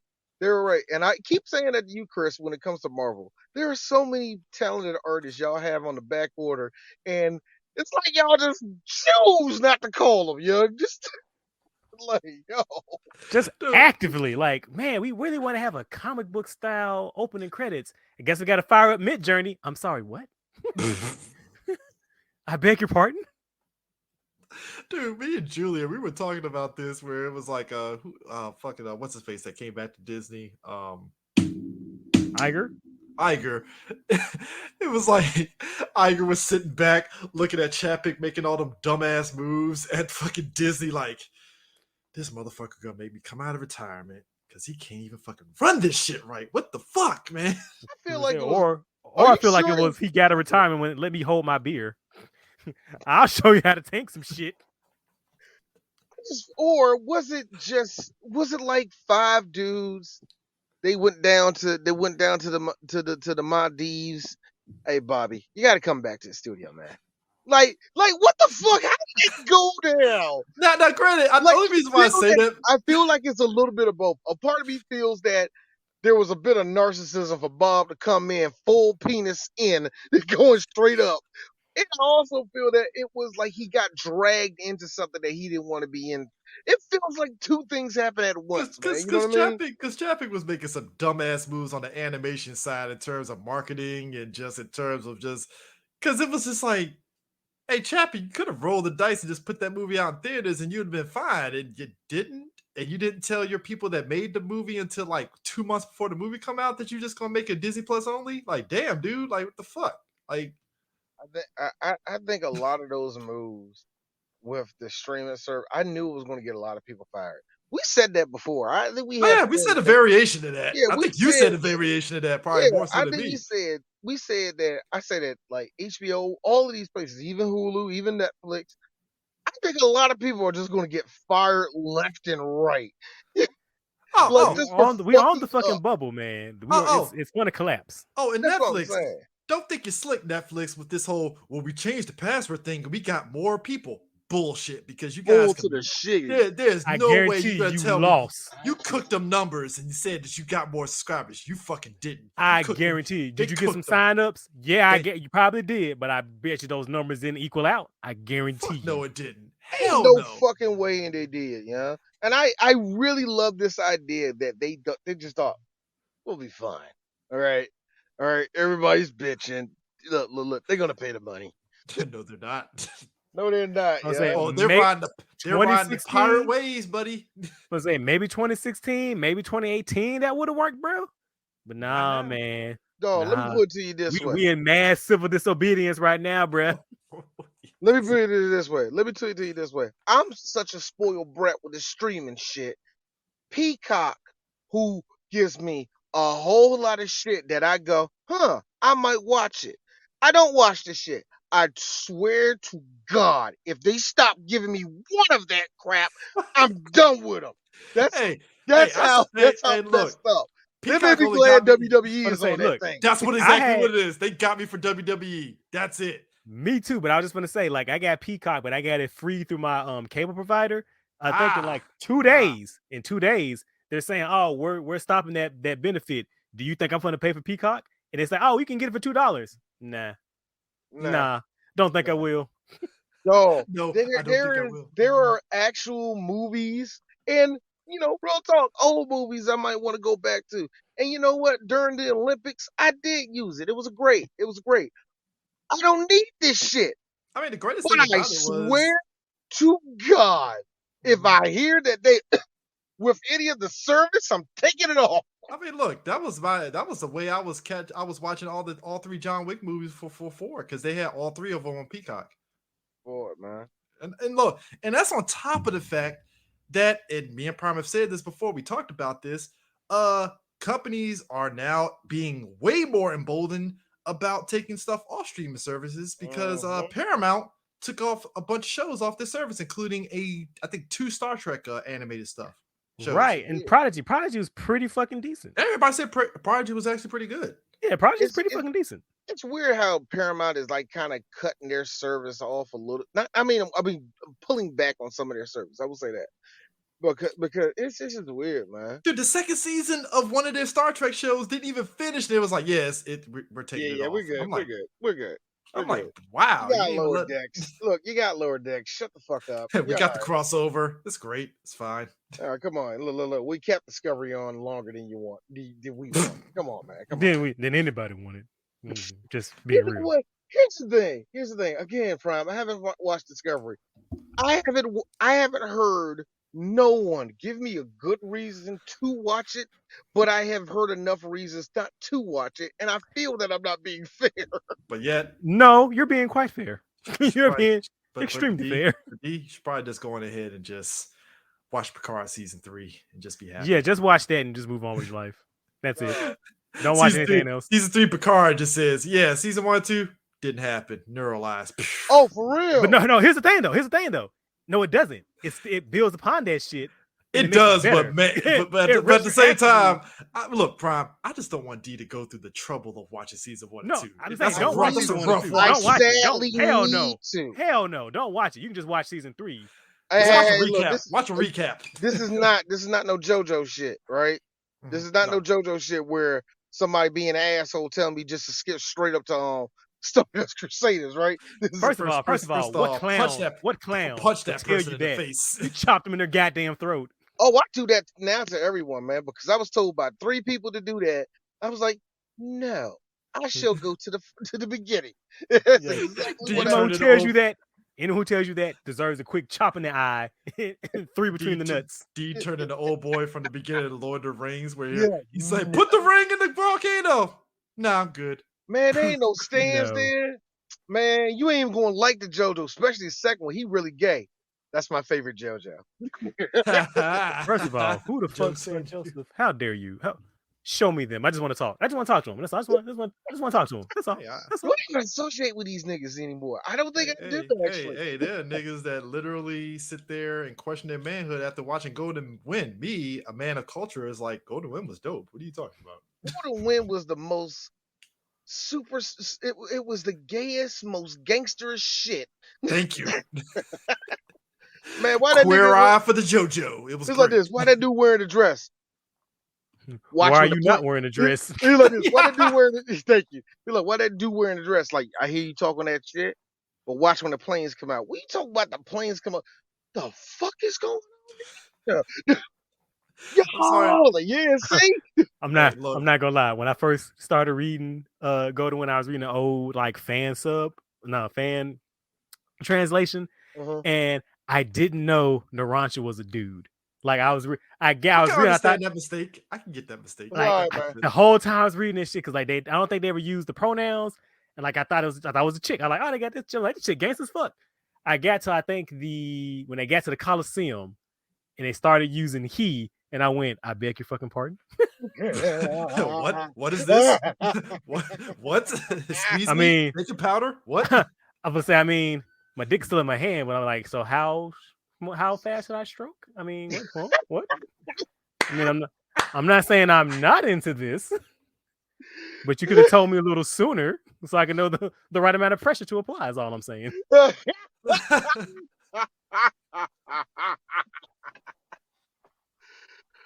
Oh God! Dude, I feel we hate being right. So many years ago, what? Me and D had conversation about like what studios could be the one to bust to start the comic book fatigue. I think me and you said Sony, right? We said it was gonna be Sony, right? Look, it's already bad enough. Marvel is the fat guy that always orders the same prostitute and wear her out. But then in comes a Chad that doesn't know how to have sex. Sony Pictures, ladies and gentlemen. So first on the docket, Bad Bunny's El Muerto film is pretty much shit canned at this stage, which I'm like, Wait, good. Oh wait a minute. no! They stopped it? Yep. Oh Wait a no! Oh minute. no! Oh no! You know No what, more El Chris? Muerto. Chris, here's the thing. Chris, you know what? No, fuck it. I gotta say it. I like you, Bad Bunny, but real talk, nigga. You mean to tell me you was about to take money out of one of these handsome, tall Latino wrestlers' mouths again to be not a superhero, a villain? By the way, what the fuck is going on, Sony? El Muerto. I assume that's how Bad Bunny gets his dick hard. Is taking money out of wrestlers' mouths. It Hey, feels this like point- it. Hey, he was about to pull the crime of the century on Sony with that El Muerto movie because I'm like, who the fuck Boy. asked for this movie? Man, there's gonna be a bunch of Puerto Ricans watching that and a bunch of Spanish people like, don't associate us with that dude, man. Rey Mysterio looking on in disgust, like this is some bullshit. Man, I got it. Man, no, here's Ray. I got to do the tour with you too, man. Come on, Who man. I can't. appeared- and what got me? Who appeared in all of 2 issues? You're being Y'all nice, finna Brian. put I a say one whole- issue. I say one issue. You said 2. Oh. I'm like, Was it 2? Was it 1? It might have been just 1. You know what? We briefly talked about this, Prime. There's one thing about me talking trash about Prowler, but there's legacy with this nigga, okay? There's a little bit of legacy with this motherfucker. He survived the 90s, all right? So he has 2 fucking versions you can pull from. My Come on. God damn it, yes, sir. There's something to pull from that. He had 3 miniseries. Something. There is something with Prowler, young. No, He has a not with Edmund Wealthy. I was going to say, well, at least Power, if you do his original story, he actually has some fucking gravitas where he didn't start off as a villain. He was like, yo, they're trying to steal my fucking technology. And he's like, oh, I'm going to get some money by basically doing what fucking Peter did. Like, oh, I'm going to have this villain steal something and I'm going to bring it back, but I'm going to be the villain. But then Peter Parker, you know, as he does, stumbles in, fucks up shit, Felix the Cat style. And that's how he became the fuck, you know, anyway. El Muerto is a guy who gets powers from a Lucha Libre mask, and that's it. So let me get so. I have a better idea. How about y'all keep that movie and then make a movie of Los Luchadores? Let's do that instead. Ooh, Oh, yes. Yes. Yeah. I mean, like, but no, it like you know. No. See, I can say that about it's luchadors. Yes, they are. I was gonna say some like white people gonna stereotype the shit out of this shit, but like, nah, because Mexicans love this shit. Yeah, they do.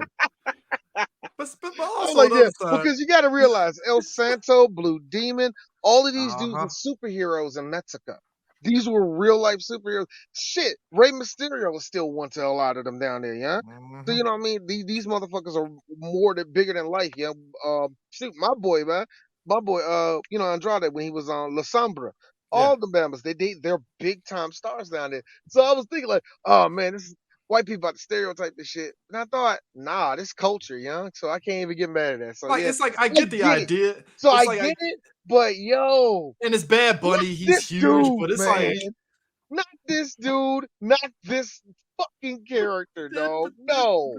But then to put the burn in us, right on Juneteenth, we get White Panther, aka Kraven the Hunter. That's not Kraven. Chris, that's Kevin the Seeker. How dare you? Kevin the Seeker.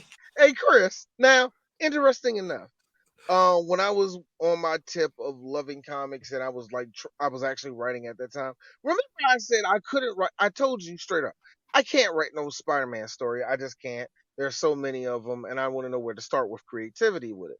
But there was one thing I would do. I would make Kraven, but I would make him an African. Not a white African, an actual African. I told you. Not South African. This nigga from the Congo, Uganda, somewhere. He's from Africa. You know what I mean? And you give him his own story. Yeah, you can make him a villain. Yeah, you could probably make him a tweener or whatever you want to call it, man. But you could do stuff with that shit. And I thought to myself, well, whatever. We'll see what happens with him. Kraven comes out. I was like, they're gonna make it a white guy. They're gonna make it a white guy, and they're gonna make it a white guy too, ain't they? Bro. Well, that I mean, trailer. the nigga's Russian. Now, first and So foremost, The most, hold on, the most fearsome of whites. you mean the flaming hot whites? The Spicy. flaming, thank you, the flaming hot whites. Wait a minute, what's the reverse of it? Because non-seasoning, man. So Oh, ice water. I don't know. nah, Anyway. nah. Craven in the comics, he gets his powers from a serum from Calypso. You know, that's how he gets his powers, right? Yep. Otherwise, even without the powers, he's still a fucking beast in and of Where himself. Chris, that and apartheidism, that's where he gets his powers. Yeah, that's go ahead. Clearly. So in this trailer, my man gets, I guess, bitten by a radioactive lion. I guess the blood gives him powers. I guess. Lion. Did y'all see that too? I was like, what, did a cougar bite him? What the fuck? Yo, I'm like, did a lynx just bite this nigga? What the fuck just happened?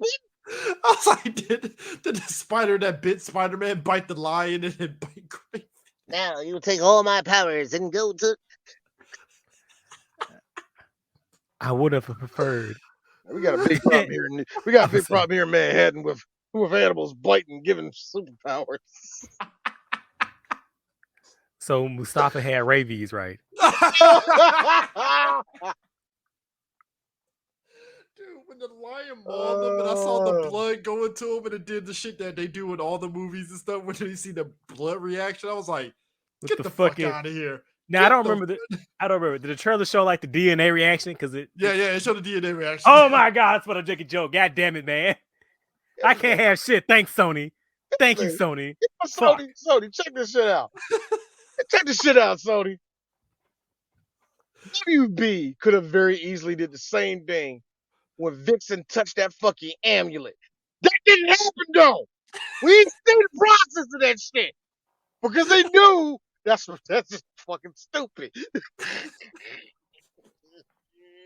So Craven is biting niggas' noses off and shit. I'm like, so he's by the way, added bonus. Apparently Craven is manimal now, so he can control animals. And I'm like, get the fuck. Okay, I was gonna ask. I thought Craven could do that.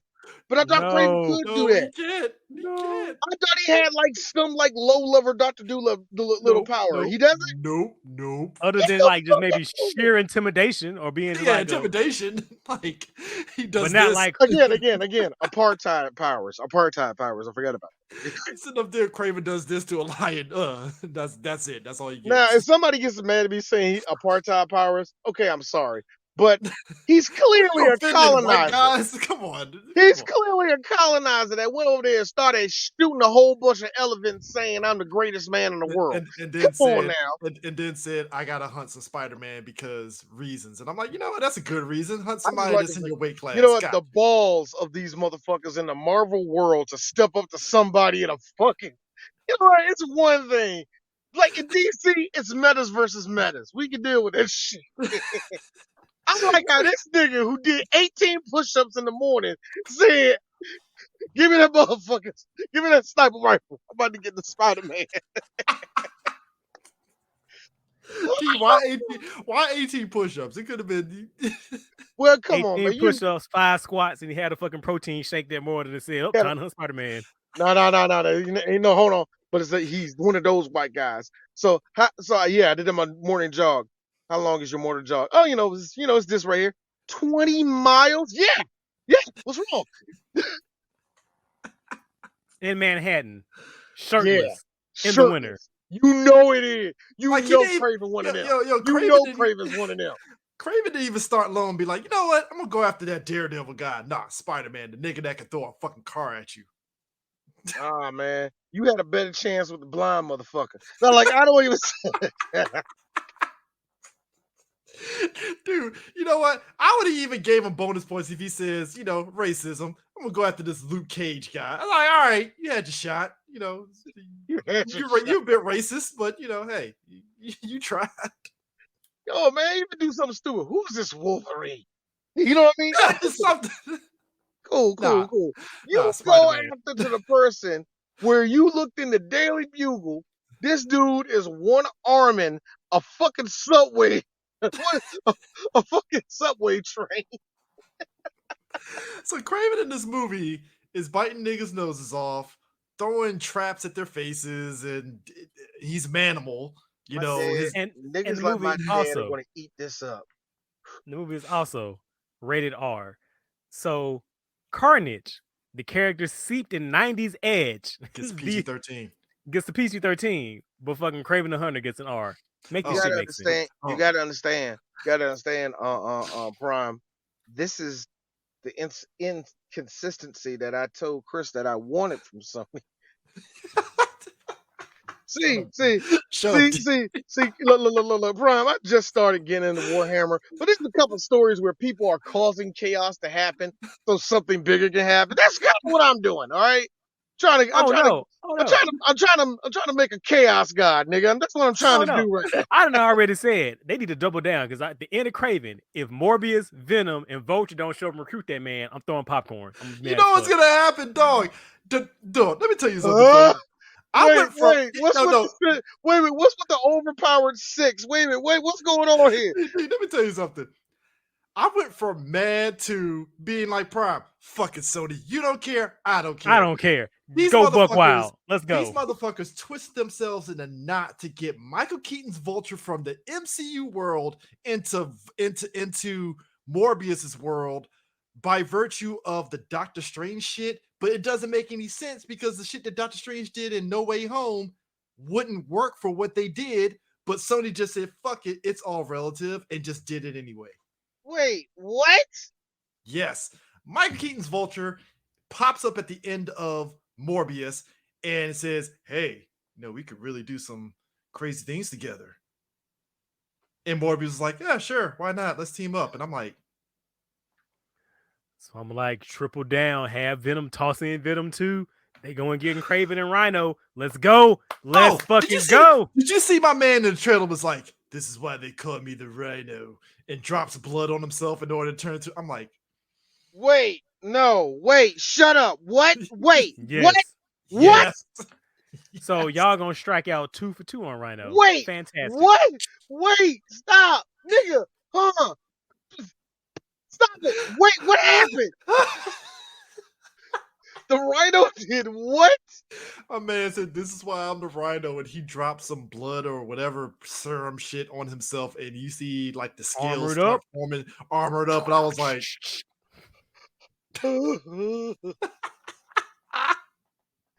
Yo, you know that clip of The Simpsons where homegirl go, you won't be needing this? Why do I see it says Sony Pictures, you reaching into us, the fans' heart, and ripping it out? It says, look, all I'm God, saying is, you won't be needing this.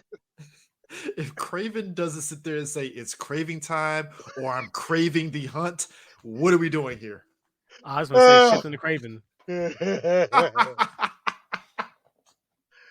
He better be no.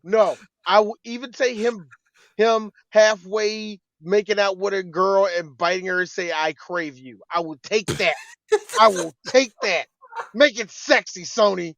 Make it dance, nigga. Hey, Aaron Taylor Johnson already got the ladies him showing his abs throughout that whole fucking trailer. So hey, he got him. It's done. I just don't understand any of this. And here's the kicker. If you know Craven's Like, background, it's like you didn't have to do this. You didn't have to do this. It's already At all. None of that. His backstory is interesting enough that you can actually make a movie if you wanted to. I mean, I wouldn't suggest it without a Spider-Man there. Yeah, You know but, what I mean? but it's like, all right, fine. If I this mean, is what it you're is gonna what do. it is.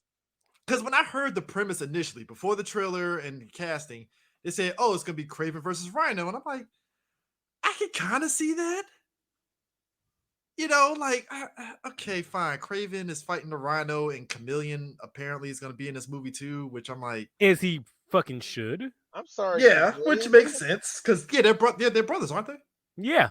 Yeah, they're they are. brothers. I forgot they are. I forgot about Yeah, that. so it's like, all right, A cool. little bit of comic book content right there. I forgot about Yeah. Russell Crowe picking up. I mean, I know that's rare. That's rare right now. So you're forgiven. Yeah. I like, dude, man, look. I saw the Marvel logo. I just assumed there was going to be one or two things connected, and everything else just, wires. So, Hey, Russell Crowe picking up another check playing a father now. what, man? Russell Crowe in superhero movies and dead dads. That's his thing. That's his. That's going to be Hey, his did you his love that Russian accent that he had? Sure, why not? Hey, look, man, Russell Yo, yo, he already stole money from Universal with the w- dark, with the dark universe. when I heard that accent, right, I was telling myself, hey, yo, if I don't see no black limousine and him talking about running a family, and 3 seconds later, Ask and it shall be delivered. Oh, also, he hates one of his sons, and what do you know? It's Craven he hates because you're weak. so let me get this shit straight, D. Yes, D. What's wrong, D? Um, number one, yeah. Why? You know what, D? I've been asking myself that same question because we want to features. God, I want my You Scorpion know movie. what? You know God what, damn it! Sony? I Sony, want fuck my it. Fuck Scorpion it. movie, Fuck it. Fuck it. motherfucker. Fuck it. Give Big Wheel a movie. Just fuck it. Let's just get buck Give wild. me Hey, Fuck a it. hey, fucking movie. hey, hey, Whatever. Prime. I am a hey. You're hey. You know what? Plus 50 points for Big Wheel reference because I think I'm the only person other than D because the 90s and also the 90s Spider-Man cartoon that remembers Big Wheel. Fuck Fuck it. it, do Big Wheel. Do Big Wheel. Hey, Let's look, just look, go. look, look, Fuck it look, all. look, Nothing matters. look, look.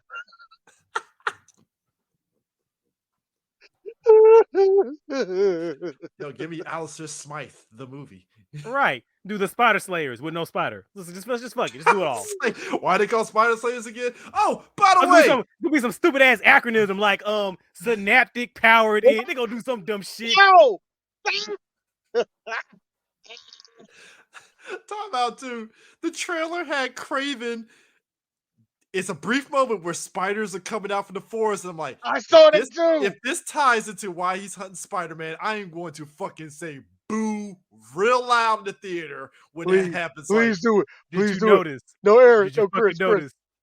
No, go ahead. Did you fucking notice the spiders are in the shape of the Andrew Garfield Spider-Man logo? bro, Did you notice that too? Yes. Look, this is all I want. I want as soon as those spiders crawl onto him, you hear do do do do do. Just hey, go for it. Go look. for it, nigga. If Go this is a for it. backwards way of Andrew Garfield coming back as Spider-Man, number one, hey Andrew, steal all the money you can from Yo, Sony. Drew. Hey, yo, Do it. Drew. Get all I'd the like money. to. I'd like to. Personally, I think you better than Tom. Real talk. That's just deep. I just, I just think they did. Look, get your money because they took your girl away from you, man. Yo, I want him to Snap. go into Snap. I want him to go into Sony's office and just say, I want this money for this Spider-Man and this not Sinister Six movie. Cause you owe me, bitch. You owe me. That trailer, I'm sorry, man. Like, look, is it gonna be more entertaining than Morbius? Sure. The bar is low. The bar is in hell, I said the honestly. bar is fucking in Subternia hell. Fuck you. I'm already mad Tyrese really thought his character was gonna be somebody important in Morbius, and it wasn't, even though it's like, so Tyrese, why did your character have this weird shit on his arm? We're not gonna get no backstory on that? Nothing? Nothing? All right. So you just gonna be just do Misty Knight with no explanation? Oh, okay, cool. That's Yeah, cool. Yeah, yeah. That's nice. Hey, look, I'm still laughing that Sony got trolled into putting that movie back in theaters. Mm-hmm. Sometimes the internet is a wonderful place. I mean, and didn't have the fucking nerve to do what they're supposed to do. It's Can you more put time. can you put Mr. Morbid time? You Couldn't you could- just do that? That's the couldn't bare do minimum. more. The bare minimum. It could have been 80 yard by somebody who wasn't Jared Leto. You could have done it. Fuck, you could have had Matt. Was it Doctor Who? Fucking Doctor Who dude say the fucking it's Morbid time. Don't Can even have to you make- imagine? Could you imagine the goodwill that would have poured out? It probably could have got a goddamn sequel. Now look at you. Oh, Hey, the that's Snyder what I'm folks, saying. the Snyder folks have been pissed because they're like, we couldn't even get that. These fucking Spider-Man people got Morbius too. Hey man, look, it's Morbin time, bro. That Well, changed the to be game. fair, to be fair, they It got to changed relive the in society. So I mean, Yeah, that's true. Oh, That's thank you. They did get that. Yeah, that's Speaking true. of which, I've been meaning for the longest time just to get that as a shirt. We let us.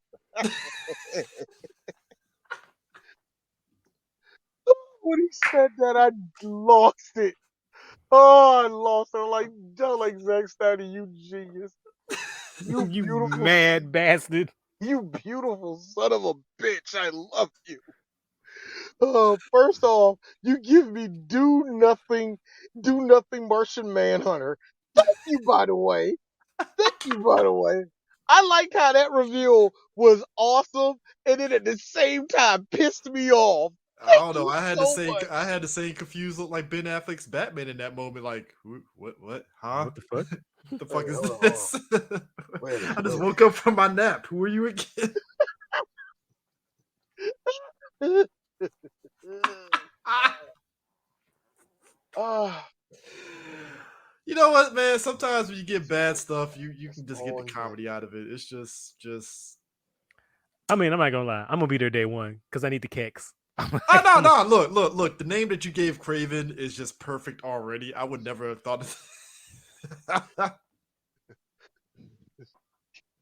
How long did that take? How long did that take The you to come with Seeker, that, Prime? 2 seconds, man. 2 seconds. much like most of this plot. All right. Dog, the fact that I said, let me guess, Russian gang, you're not good to defend me. You're weak. So here's an idea. What if we do John Wick, but in the jungle, and there's no dog? I like that. I like that. But I got a question.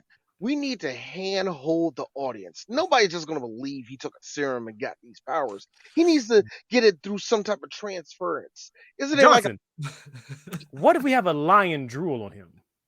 I don't like that. Morgan, Be- why don't we have Morgan? What about you? What do you think? Can we have the lion bite him? See, this is why we're letting vaginas in the writing room, guys.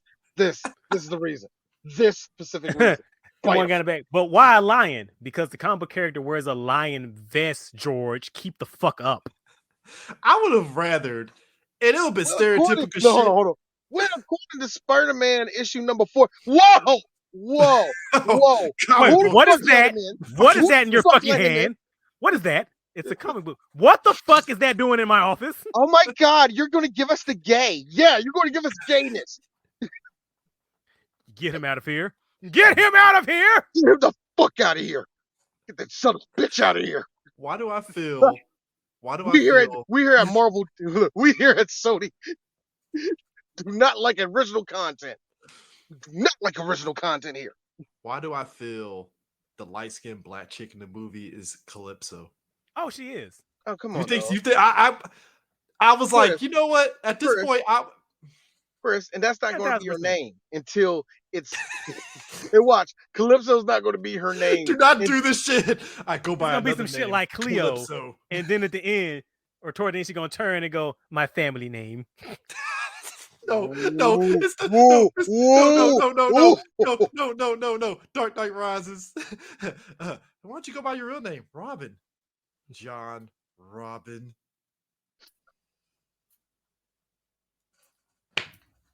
Really, Nolan? Really? Look, and it's time for me to exercise a ghost. That was terrible. Yes, it was terrible, D. Why did you eat it up? Because I was a starved comic book fan. I understand it. This is why we don't accept the bullshit from Hollywood anymore. Because you did that day. That's why, Chris. That's why Iron Man 3 had to die because of you. Oh shit, she is Calypso. I Oh, told I told you. Come on, nigga. damn. Dog. Fucking told you. I Nigga, knew it. she had 4C hair, and it was a cute white boy. You knew it was going to be a motherfucker. I would have rather they went. I would have rather they went stereotypical. She's like some voodoo priestess and shit, and she gave Craven some serum. I would I be like how white people. stereotypes, but fine. Hey, yo, fine, real talk.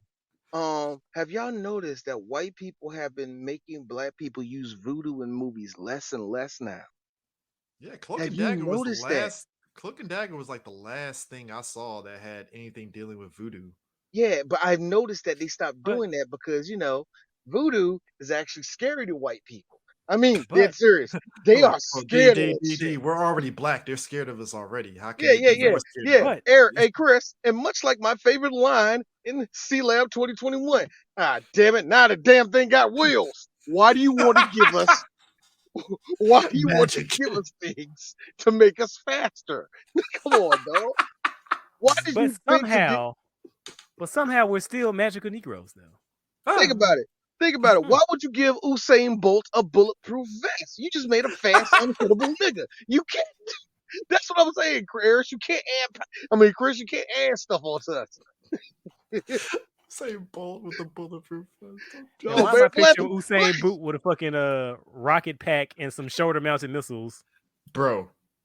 You made him a mini. You made him a mini Gundam at that point, dog. Come on, man. That's speed. That's speed. So Ariana DeBose is she's a Is it she's Dubois? It probably Dubois. is I think it's Dubois? Dubois. Ariana Dubois. I think it's Dubois. Yeah, it's probably yeah. Anyway. She was she's in the upcoming Pixar movie Wish.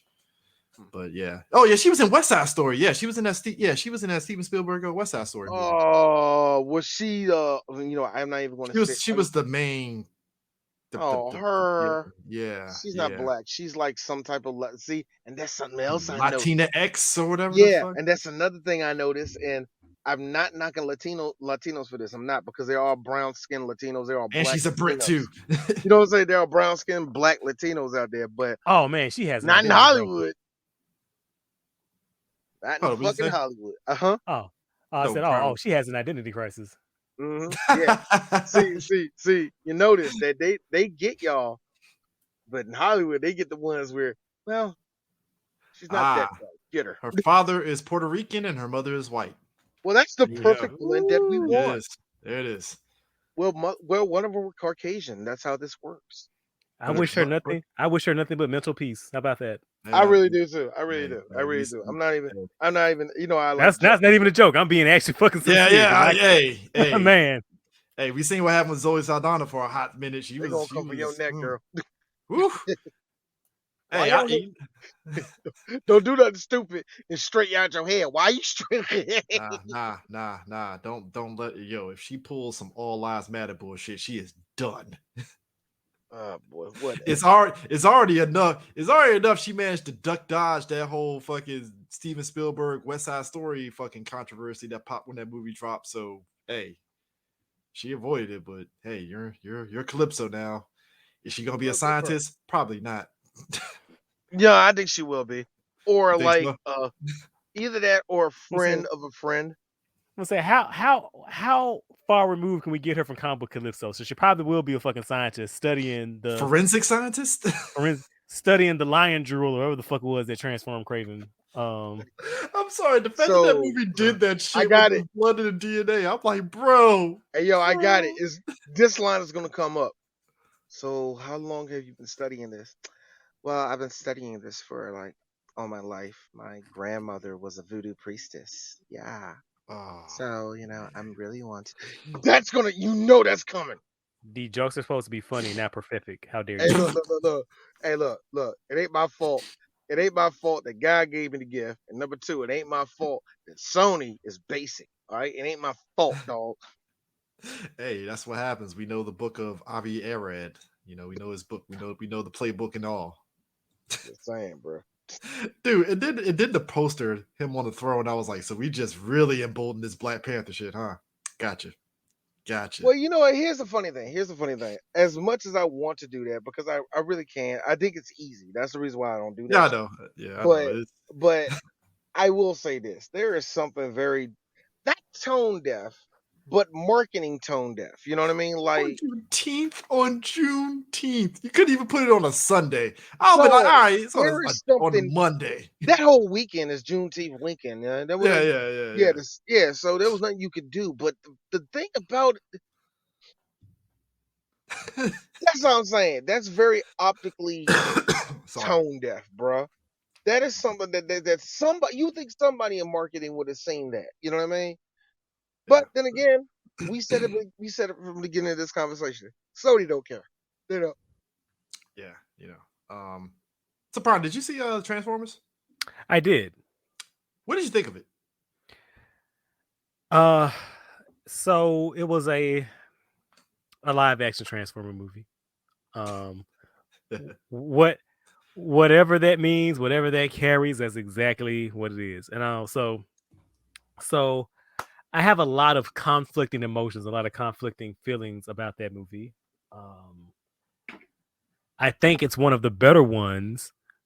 But I also feel like I said, like whatever it means to be a live action Transformer movie that has that stink on it, and whatever that's it is what it is now. Yeah. And Appreciate the headmaster reference. and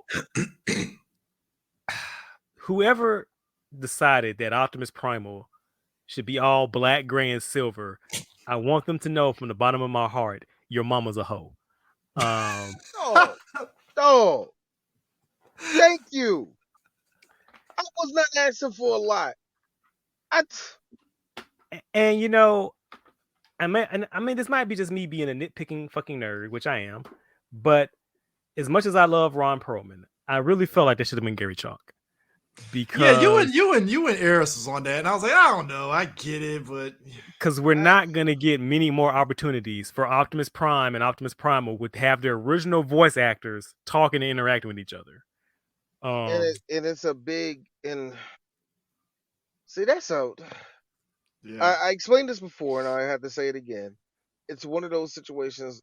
I hate it because there's not that same love for Beast Wars as there is for the original G1 Transformers. It's not going to happen. Should be more. It should be more, but it's not going to happen.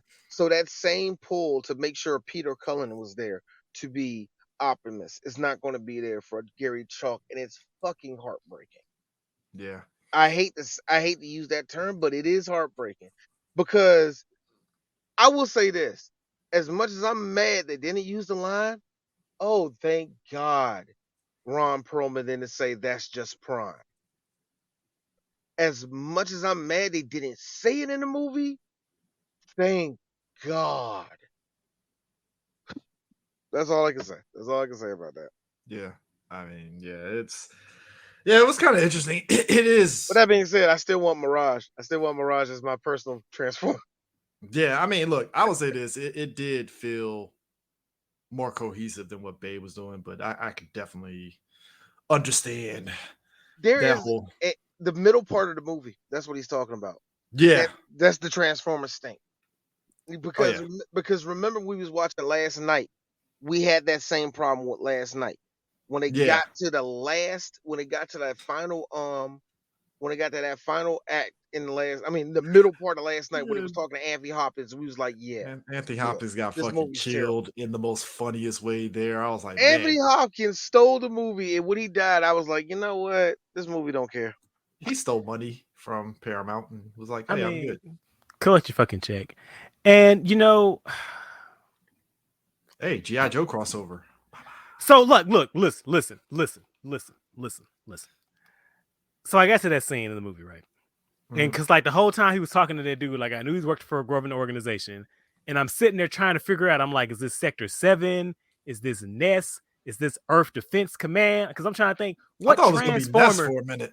I was like, what Transformer military organization is this going to be, bro? When he flipped that business card over and it said G.I. Joe, I said out loud in the middle of the theater, "What the fuck?" in a room full of children.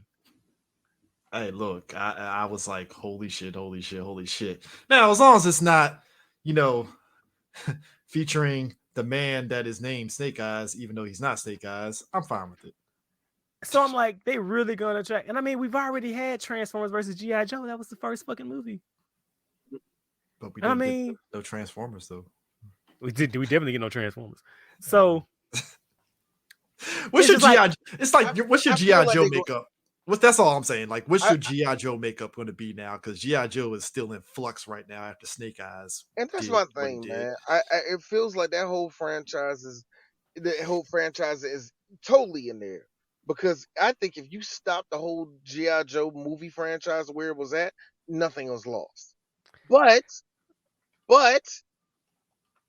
you could do something. It was weird. You know what? Look, this might be unpopular opinion. I felt Paramount had something with those two G.I. Joe movies. I was just going to say that this might be a controversial opinion, but I feel like the first G.I. Joe movie, even with its faults, I felt like that was a more faithful G.I. Joe movie than the first Transformers movie was a Transformer movie. Yes, Like yes, I the totally first agree. one leaned heavy on everything that we know, like even down to like the cars and all that stuff. And I was like, Mhm. hey, that's straight out the fucking toy line. Holy shit, you know. And then like the second one leaned heavy on the comics and stuff, which I was like, You all know, right, and I I got to dug be it. real. I think both of them came out during a time where I think a lot of people weren't ready to buy into the world that they were showing. Yeah, GI And you know, Right. Joe and I think, military. And and give look, it, to be fair to them, because I don't like neither of them. But let me take my bias out of it. Yeah, I think it got marketed wrong, and I think it just came out at the wrong time. I think the second one fared a lot better though. You know, just to be honest. But Well, you yeah, The know, and look, Rock. and I feel like, and I have this question. I feel like, and this, I don't know if this is a deal breaker or not, but if you're going to do Cobra, especially right now in live action with our Mm, geopolitical climate, as well as we living in a post 9/11 world, mhm. um, I'm sorry, but Cobra is going to have to be a terrorist organization. It can't be none of this weak lived. Well, they might have a point here or there. It can't be like Freckle Jesus from Captain America and the Winter Soldier. mm-mm, Um, they mm-mm. have to be a full blown, unapologetic, and you have to call them a terrorist organization because Hey, that's what look. they are. Hey. Kudos to that second movie. It was like, oh, Cobra terrorist. Okay, cool. Got No, you. this Got shit. you. You We have drop to. we You have to dropping go. bombs into these countries and destroying them? Bet And they're you terrorists. have to go full for. I'm talking. I mean, chemical warfare. They have to Everything. be Evil of evil. eerie. They have to be repulsive. Like it has to be just like you have to fucking hate them, and they And have to just go like. And I hate to say this term, but it's the best I can say of it. They have to be full blown Saturday morning cartoon. I'm sorry. yeah, and And that's because how you this want to know crossover why? can work. You want to know why? Because GI Joe is about to be the biggest American penis if you have ever seen. And you know what? So, You know in what? I'll order also to make argue. this work, you have to make them super bad guys. Right. And I would say, you know what? You don't even have to have the American. You can keep going on what you were trying to do with the GI Joe being an international strike You force. know what? Yeah, That's exactly, fine. exactly. And that's actually another thing I did like about the first movie. They did kind of make it not America, but a Everybody world is thing. from all the country. SAS, Exactly. Brits, Right. Like, Congos, everybody. but Yeah, you I'd gotta rather go with that. lean into that shit. Lean into Um, that the world is not going to stand no for it. Not not no one country, not no left or right or whatever, no political party or political leaning. no, Just it's literally the them world versus terrorists. Like it's exactly. Exactly. Them evil, we good. It has to be super that or nothing at Done. all. Yeah. none of this fucking what y'all trying to do. Like, well, they have a point. He was a car salesman. Nah, bruh. Nah. No. The only thing you could do with any type of redemption would have to be with Cobra Commander in the way he sees the world. Cool. Cool. Because I'm not saying that people agree with Hitler, but it's like, well, that's the reason. Okay, all right. It has to be cohesive too. Oh, man. Well, all right. Well, he has a good reason. Yeah, yeah. Fucking kill him. Fucking kill him. All right. I got a question for you guys. What is up? Okay. I feel I've hit. I went from I didn't mind it to now I'm getting kind of like annoyed. Um, what is with DC like throwing Harley Quinn in our face in every aspect, way more than what Marvel's doing with Deadpool? So I got really excited because I saw there was going to be a new fucking Birds of Prey. And if you know me, you know I love me some Yeah, motherfucking Birds of Prey. And I saw that roster. I was like, Black Canary. I'm like, oh yeah, let's go. Cassandra Cain. Oh baby, you giving it to me now. Big Barda. My nipples are erect. Am I going to be reading weekly comics again? And they drop Harley Quinn, and I said, go fuck yourself. why is I'm she done. in that Wait, lineup? I why is don't Yeah. she in that know. lineup? Thank And you. and I I'm was just like, like, that is why. and I'm like, if this is coming out to coincide with the movie, nigga, y'all are 3 years too late. Thank you. Why? Why? Why? All right, deal Why? breaker. Who's writing it? Is it Stephanie Williams or It ain't is Gail it Simone, I'll tell you that much. what is that? What is that other just horrible? Hold on. Let me look it up. I think Is it Leah Williams? Hold on. It's one of the. Either Stephanie or Oh, Kelly Thompson. yeah, Kelly Thompson. yeah. That book is going to suck. Uh, Jesus Christ. I I'm look. Be not. gentle with Barter. Be gentle with Barter. Ain't no I do wasted. not. Kept that book is gonna suck, bro. It's I just always don't. fun. It's always funny when you see a decent team with a shitty coach. I just don't understand. It's like I like Harley Quinn. Just keep her on the fucking Suicide Squad and I call it a feel that. day. Like, I No, bro. look. used to like Harley Quinn until they decided, oh, we want to make her an anti-hero because she's popular. Or here's a crazy idea. You keep that crazy bitch a villain. How about that? Yeah. Thank you. That's the reason why I love her on the Suicide Squad. She fits it. In fact, it doesn't feel right if she's not fucking there for me. Like if she's not there, oh god. So what? Her, Slow well, time? It's like slow her, time. What like what? What is it between correction, missions? What happened? correction. Her and Captain Boomerang, Captain Oh Boomerang, yeah, just a bunch yeah. of constant. Well, Boomerang is sharp. and Deadshot. Deadshot, yeah. Boomerang and Deadshot. To me, if Nah, Boomerang nah, and nah. For Deadshot me, are not on the Suicide Squad, I'm not reading that shit. look. I see what y'all doing with Reverse Flash and these like they tried. I hated when they was trying to make that nigga part of Suicide Squad. It made no It feels sense like to it me, feels man. so OP. It's like, why the fuck is Yes, they barely. This nigga barely did anything. He just did evil shit. He really didn't even help. it's like is this Oh, you mean when no, Chocolate actually, Wally's dad was on the Suicide Squad? yeah, Yeah, you know what it reminds me of? It reminds me of when after Civil War the Avengers got split, right? It's like Tony got the better end of the stick because he had a fucking mob of like powerful fuck characters. He had fucking Ares, fucking Carol. He had who the fuck else? He had He had Century. he had Sentry. He had a Madhouse. New Avengers, damn. street level, and a Doctor Doctor Strange. Strange. Yeah. That's it. And Doctor Strange is there basically get out of jail free card because it's like, hey, Strange, we need to get the Teleport. fuck out of here. Magic. Getting called on every day. Getting called on, getting paged. It's like Sentry's about to kill us. Strange, cloak us out of here. It's like how you gonna put Reverse Flash on the Suicide Squad? That kind of defeats the purpose of the Suicide Squad, right?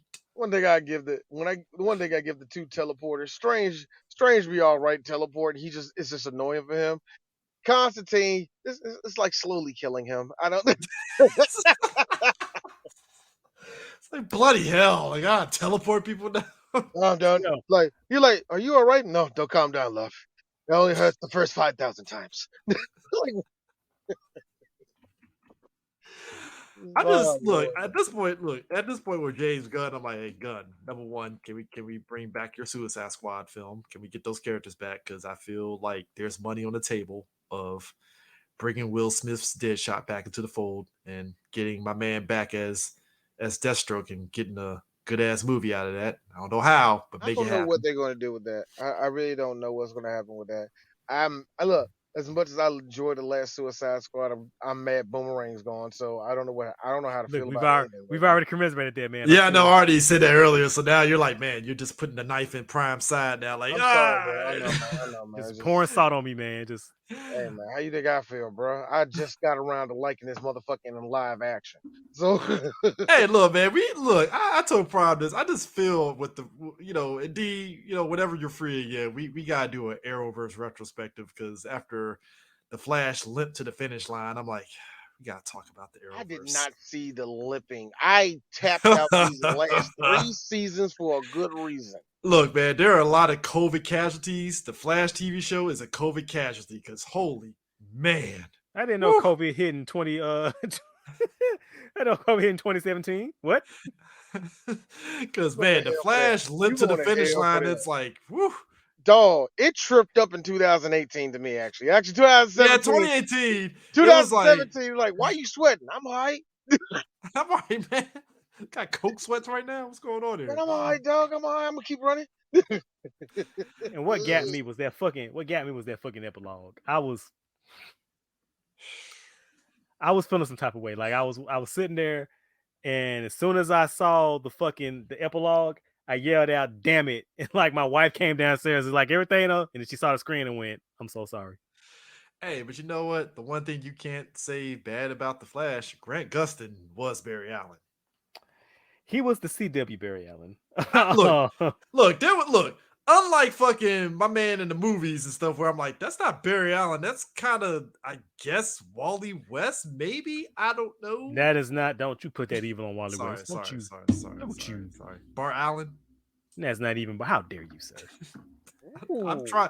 I'm trying here with Ezra's Flash. I'm trying to make men's a They movie. are. They are doing their thing. So do you? I guess. I mean, But you no, going to you.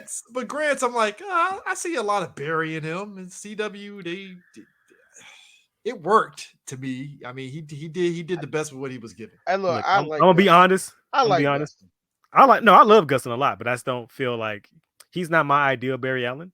I feel like I said, I feel like he's a great CW Barry Allen. He's the CW, he's the Barry Allen that we deserve, that we You know earned what? on the CW. You know what? Much like your boy Tom doing Superman in Smallville, I understand what you're coming from with that. Ah, yeah. You know, that's a It's in good that connotation, same level. actually. Like Yeah. Mhm. I get what you're talking about. Yeah, yeah. And since it's been pointed out to me, like now I can't unsee it. Somebody was like, "Well, why can't Lucas Till be Barry Allen?" And I said, "You son of a bitch." Especially after him on fucking MacGyver, I was like, "You motherfuckers." That ain't And bad. getting That's squandered not bad. and getting squandered by as Havoc. I'm Right. Brian Singer would pay for his crimes for that shit. I'm Brian like, Singer, Boy, that little dog. There's a special place in fucking hell for him anyway. But his I mean, movie crimes woo! are another section of hell for him. So I like, yo, like Brian gonna pay, man. I don't know how. Dude, yo, I'm just laughing at Hugh Jackman, despite it all, still snuck comics onto the movie set. Like, I'm still reading these goddamn comics. Fuck Singer. like with Snigger, I tell you this: the bill does come due. Yeah, it does. Yeah. Deadpool 3 might be interesting because Hugh Jackman and You know what? Ryan Reynolds are on board on that one. So As much as I don't want to really read into too many well anybody's predictions in the next year or so when it comes to Marvel, because only reason why is just because as fucking cynical as I can be, I'm always open for, well, people are going to show up for certain yeah, IPs, or that the marketing might get really good, whatever happens, you know what I mean? I understand why people make you do this shit. So I feel people have speculated themselves into submission at this point. yeah, I think they kind of did, but at the same time, it feels at the same time, yeah, it feels like everybody's about to fall for the same shit again. Hey, look, Time is a circle. hey, Like dog. I've been saying this for a Sony, lot of it's shit. like, But dog. I bro, swear, Sony is taking. It's like they're picking up where they left off at after Spider-Man 3 and saying, we're gonna keep doing the same shit over and over again, and we're just sitting back like, yeah, but here's the thing. But let's here's the just thing, and enjoy not this even. entertaining ride, folks. But not only that, as much like I said, as simple as I can be, I have a feeling that like is this what are they planning for this movie? Because I know they're going to be loading it up hard. And I love Which you, one? Ryan Reynolds. Oh You're yeah, about to Deadpool be 3. Yeah. yeah, and I love you, Ryan. But you're about to be 50 something years old, bro. So we only got so much time before the boy's Hey, hey, charm goes away. hey, So hey. Everybody was how telling much that are the they Hugh going to be Jack. stacking in this movie? Is what I'm saying. Hey, everybody was telling that the Hugh Jackman is Wolverine. He's like, nah, I'm gonna still work out, still be Wolverine. See, Let's Wolverine go. has that. I'm just saying with Ryan Reynolds, stick ass Ryan Reynolds. You know what I mean? Like I don't know. How long can you Billy Crystal this shit, nigga? I don't know how long you could do that. Hey, That's what Billy I'm saying. Crystal had a long ass career, D. So That, you already know what the that's answer to what I'm that saying. is. That's why I picked. I dig that. I think that's why I picked Billy Crystal, because I feel like Billy has done mid shit, but he demands respect. You know what I mean? Hey, he Don't get gave me us a wrong. He's done bangers, but come on, man. hey, Really? hey, hey, him and Gregory Hines. I know you're gonna bring up that one movie of nah, him and nah, Gregory nah, Hines. nah, nah, nah. Harry, the, Robin Williams and Whoopi Goldberg gave us that. They raised money for charity for comedy. It no, was no, no. great. I will never take nothing away from him. It always feels that whatever. You know what I'm trying to say. He Go coasted ahead. on. You know what? Billy Crystal coasted on his charm. That's what I'm That's what it saying, is. and that's what I'm saying with Ryan Reynolds. With him doing the Mint Mobile commercials, him doing the whole Wexham FC shit, all that shit. It's like, yo, Yes, you are Ryan. right. It gets you far in Canada. You are 100% right. Yep, yep. He's That's all. Canadian, so Hey hey. man, look. I'm not hating on. I'm just saying like, but real talk is like, how much are they gonna stack into this Deadpool movie? Huh? Like, Yeah. I feel like either it's going to like because you know how it is when you stack up for a third movie. Either it's going to be way too bloated, or it's hard to get that perfection Kind right. of like Ant-Man Quantumania, where it was bloated, even though it had some Oh, interesting ideas. I tried, Chris, and you know I already don't like Ant Man, but I felt like this was just like this was made for Chris. Hey, look, This was I made look. for you because I feel like if you read the comic book or at least have some comic book knowledge, probably this should be your shit. And I think that's why, like, for me, when folks sit there and front their face at Ant-Man, right? I'm like, guys, at some point you're gonna have to get away from the main superstars and pay attention to your other stars. And even because people were frumping their face at James Gunn doing Suicide Squad and the characters they picked, I'm like, don't you frump your face? This is the Suicide Squad. It ain't supposed to be what you think it I thought is. that was hilarious though. See, that actually proved to me they didn't know what the fuck they were talking about. See, it's one thing getting mad at Kang. If you get mad at Kang, I don't blame you. Cosmic Marvel is scary to D. I get it. I Yeah. fucking get it. But Eternals is very scary, D. I understand it, you know what man. I'm saying? That goes above your pay grade. The second you see motherfucking Galactus, you're like, oh, World Eater. I don't like that stuff. Give me back to the Hulk. You know what I mean? I understand that. I get it. Nigga, you talking to a person that don't like Cosmic Marvel, you know? That's Yeah. the second I see space, I'm like, I better see a raccoon or I'm leaving, nigga. But as soon as they see King Shark, they're like, what the fuck is this? I'm like, it's King Shark. It's dope. That's what got me. Niggas was complaining about King Shark. I like, you don't know nothing about the Suicide Squad. If King Shark is your complaint, I marked that over fucking. They put Peacemaker in. I was like, damn, Gunn went through the fucking. boy, when He I went into saw the. Peacemaker, Polka Dot Man was one thing. But when I saw Peacemaker, I'm like, what? Hold up, I'm gonna test Prime on this one. So Prime, were you demanding Kite Man like some of us were too? I was not actually. Okay. I kind of wanted Kite Man. I got Like I like said, like I'm like, look, the one thing I was demanding when I heard that James Gunn was doing it, I was like, man, please, Vixen the Bronze Tiger, please, Vixen the Bronze Tiger, please. we didn't get Bronze Tiger. We kind of got Idris, so that I guess it's close for Bronze Tiger. look. You know another one I'm asking for? I'm asking for this.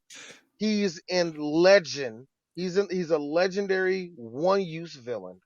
I don't want him on the Suicide Squad. I want him to be the villain in the movie, maybe.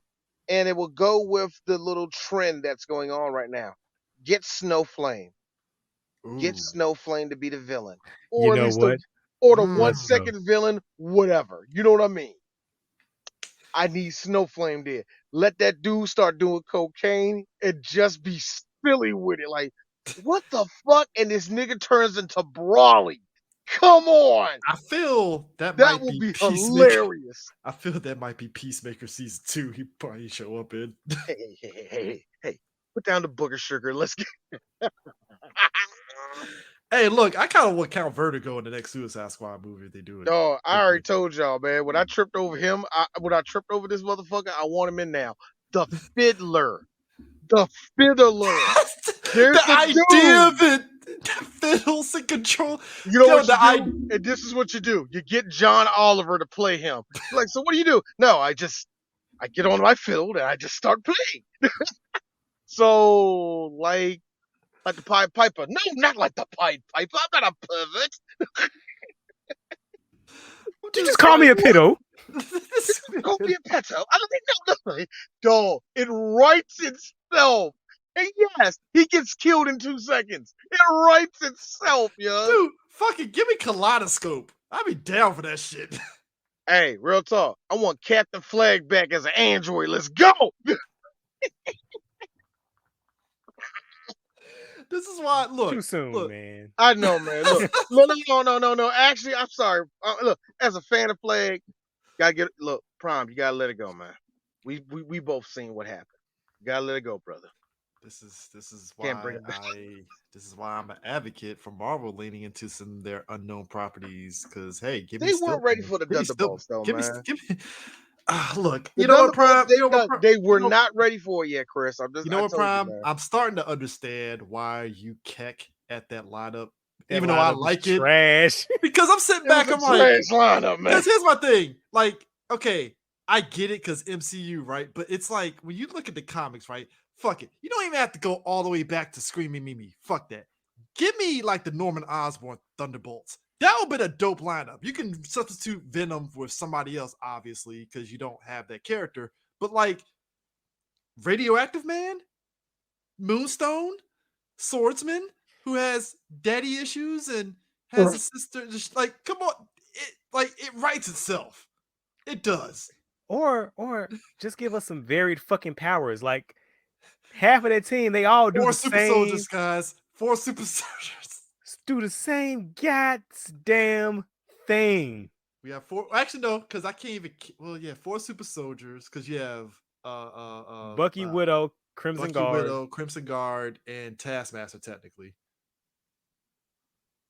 Ghost. And then Ghost is the only one that has powers that actually makes her very valuable for the team.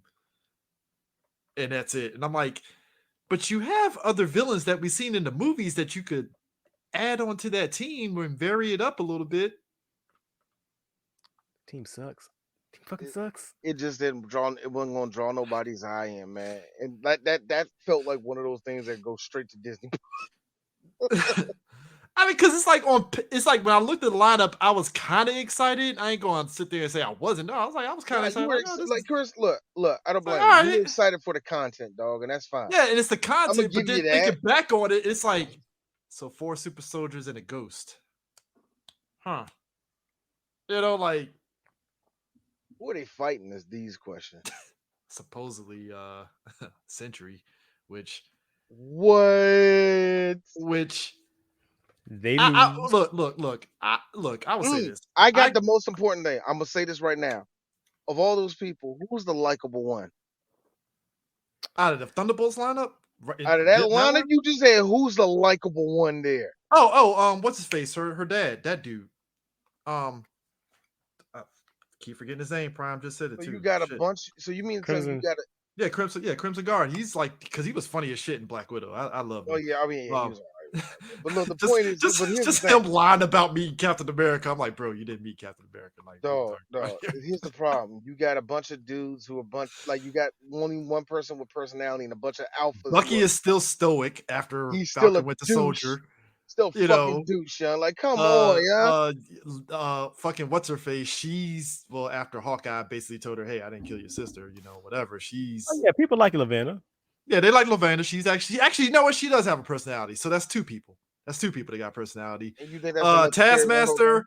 They're gonna have to do some rehab on that character because yes, they would. In execution of the actions, dope. The character underneath the mask, not so much. Like I feel like a lot of that show was lacking a lot of personality, just period, man. It felt like one of those things they thought they can put together and see if they, oh man, people might. And then Ghost, we know her from Ant-Man and the Wasp. She has an interesting backstory, but it's like, is she going to be kind of like the Ghost from the comics who was very kind of standoffish from everybody? Maybe. I could see that. But it's just like, yo, can I get Grizzly? Can you give me... Hell, give me Mr. X. That'd be dope. Or even who was the other dude that was part of Norman Osborn's Thunderbolts group, the Black Ops one? Nuke, another one. But Nuke is a super soldier. Oh, wasn't Pittance on that squad too? No, it was the one that it wasn't. I'm about to say he had the Green Goblin hovercraft. I think it was Headsman or it's one of those characters and stuff, but give me Grizzly Man. This is a guy that literally dresses as a grizzly bear. There it is, right there. See, but your problem, CJ, is you're trying to have fun. I know. Fun doesn't happen here in the MCU. How dare you, sir? Yeah. Well, when they're on it, it can be fun. But you're right. Just like whatever. Marvel's is coming out. We'll see how much the sunshine will not shine through this one, man. Yeah. Hey, look. The only hope I have with them doing Sentry is like, look, they made a better Civil War with the movie than the comic. It's looking like they're going to make a better Secret Invasion than what the comic was, because that Secret Invasion comic was just a mess. That was just Very lacking. that was Bendis at like Bendising in that fucking book. Hold on. And you talk about Secret Invasion or Siege? No, Secret Invasion. I don't know. I Secret kind of like Invasion. Secret Invasion. It was 8 issues too long. It could have been 5 issues and it would have been 5. That is true. That's Bendis. That's You know, what he I'm saying. does It was decompress like a motherfucker. That is Secret true. Invasion. Secret Invasion. It to me was like it was meh, and then the last 4 issues was like, well, all the fuck right. It was just a build up just for, hey, we brought back Mockingbird, and I was like, that was it. It was odd. It was odd. All It right. was sort of because I remember at that same time, what was that? What was that? The Doomsday jump came out for DC, Yeah. and I thought it was so funny where I thought Secret Invasion ended very strong. I felt that the whole little jump with the Dark Side War. That's what it was. Yeah, Dark Side War. Yeah, I thought it started off like the first 4 were like incredible. It did it kind of meh towards the end, where Secret Invasion was meh in the beginning and then got incredible. It was the padding in the Savage Lands that fucking irked me because I was like, bro, come on, when the fuck are we leaving the Savage Lands, bro? Well, I was waiting for you. Remember I told you, Chris, like I'm just thinking all this shit. When's something gonna happen? And then Doom took out Doctor Strange's spine, and I was like, yeah. I've been waiting. I was like this. I've been waiting for the motherfucking comic to wake up. Thank you. So it's like if they're gonna do, it's like this. If they're gonna do Sentry, I'm not a fan of Sentry in the comics, to be honest with you, because I just felt like they were just freestyling with that character. Yeah, I felt they used him good once, and that was his original mini. Yeah, I'm about to say, yeah. And then, I would say the second time he was used good, Norman Osborn had him as his like lackey of like, hey, I just hate how if you don't stand in line with the Illuminati, he's gonna kill you. And I'm like, oh, that makes sense. I just hate it. I know a lot of people like Sentry. You know, y'all can throw hate at me for saying this shit, but I always hated how Sentry kind of fell into that 90s, 2000s superheroes with zero personality, but all superpowers in the world. I hated how he fell into that. And yeah, like I said again, he has real fans, but nigga, where? I don't like the personality thing with the Void. It was interesting, but it didn't feel like it hit like it should have. And you know, it's okay. Some characters don't have to be recurring. It can just have a one-off and one and done. Because like I think that first miniseries is actually really good. Yeah, that was the miniseries that got me interested in the character, and then afterwards it was just like that one of that weird thing where Wolverine went to his house. Who was that? Wolverine or somebody else went to his house and he attacked him or some bullshit like that. God, I forgot what that was, man. Whatever. It's at this point I'm looking at the MCU like, you know what, man, y'all doing Thunderbolts. Just you might as well just did Alpha Flight. Fuck it, just. At least you got some interesting characters visually too on that end. Prime just told you. You out here having fun, nigga. Hey, I want Peter Dinklage's Puck. All right, Jesus. Can I have that? Can I have that? No, because you want fun. This is the MCU, sir. You want enjoyment? How dare you? Like, are you talking about enjoyment? Out here trying to entertain people, nigga. What? Sasquatch? Do that here? What?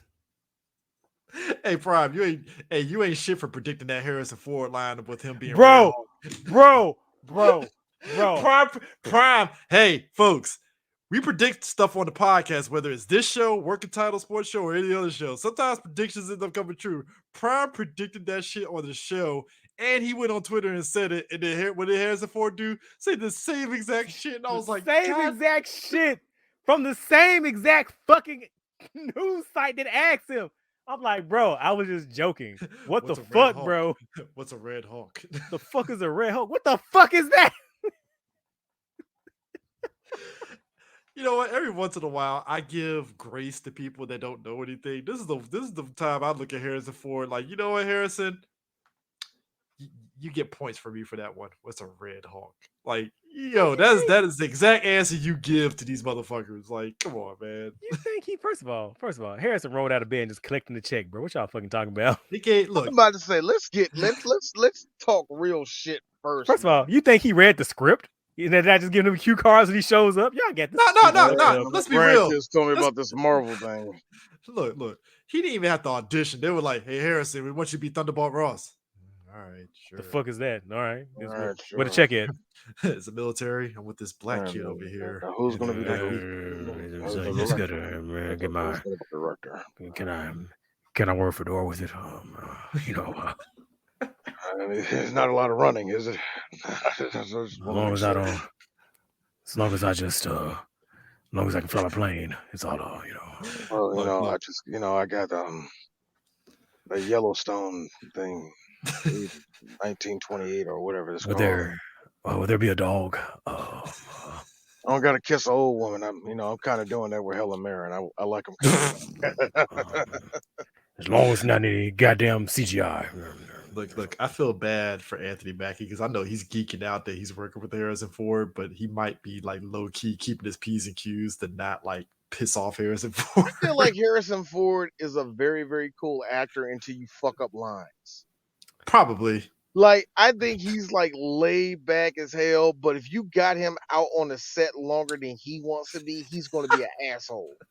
Oh, dude, can you imagine on Last Crusade, him and Sean Connery, they both pissed off that people are fucking up to be a fly on that wall, bro.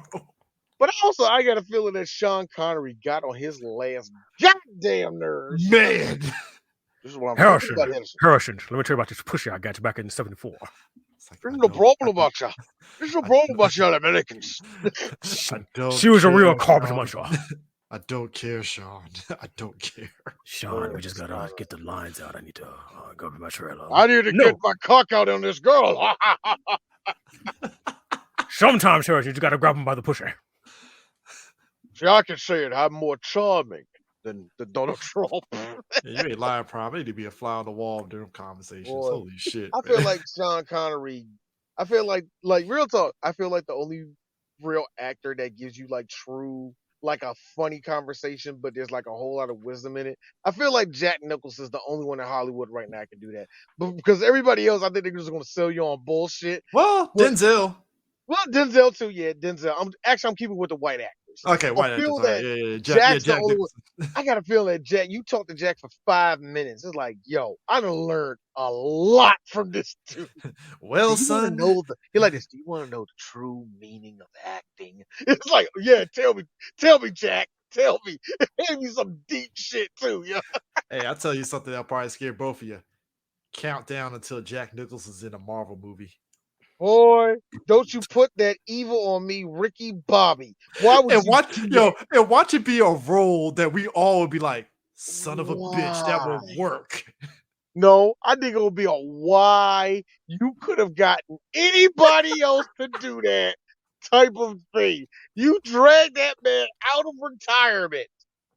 It'd be one thing. Took him from a Laker game to go back to the. See, look. Put it this way. Real talk, y'all. Whoever the new Superman is, we have a lot of faith in him. Oh, Godspeed to that kid. Like, that's what I'm saying. Whoever it may be, he's actually good. And you know what make it perfect? He goes to the Fortress of Solitude. He turns it on. He sees Jack Nicholson. Son, you are now on Earth. Like, yo! He's Jor-El. We would lose our shit. I know Marvel. I know Disney. They're going to make this motherfucker Shield Agent number 587. But hold on, Chris, while you laughing, it'll be some nigga you know in some comic like, wow, Marvel. I read that in the Hickman book. No. Son of a bitch. That was a stretch, Marvel. No. Let it be Sony and let him be Big Wheel. Bro. I love Big Wheel. I love this. We got to make this a campaign. We need a Big Wheel movie. Sir, we don't have to campaign because Sony's probably listening to this and Avi Arad was like, Big Wheel the movie. Write that down. Write that down. Big Wheel, and I need Scorpion, man. Make the Scorpion like a Filipino nigga, young. Like, go for it. Go Hell no. They already got homeboy from Better Call Saul. Yeah, they got homeboy from what's that? Yeah. No, best of both worlds. It's gonna be a Scorpion solo movie. His villain is Big Wheel for no fucking reason. It'll be great. No, you say that shit, and I just thought, no.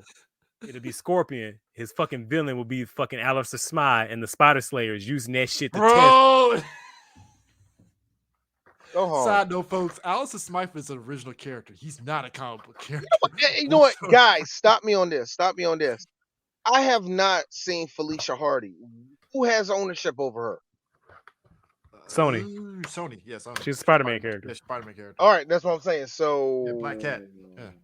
Which why, that's another kicker. What's yeah, they're gonna come out with a movie. She was supposed to have a solo, a duo movie with her and Silver Saber. Yeah, which what happened on with paper, I was like, that could work if you have Silver Sable and was it the Wild Pack 6-pack or whatever and shit. Yeah, her terrorist organization.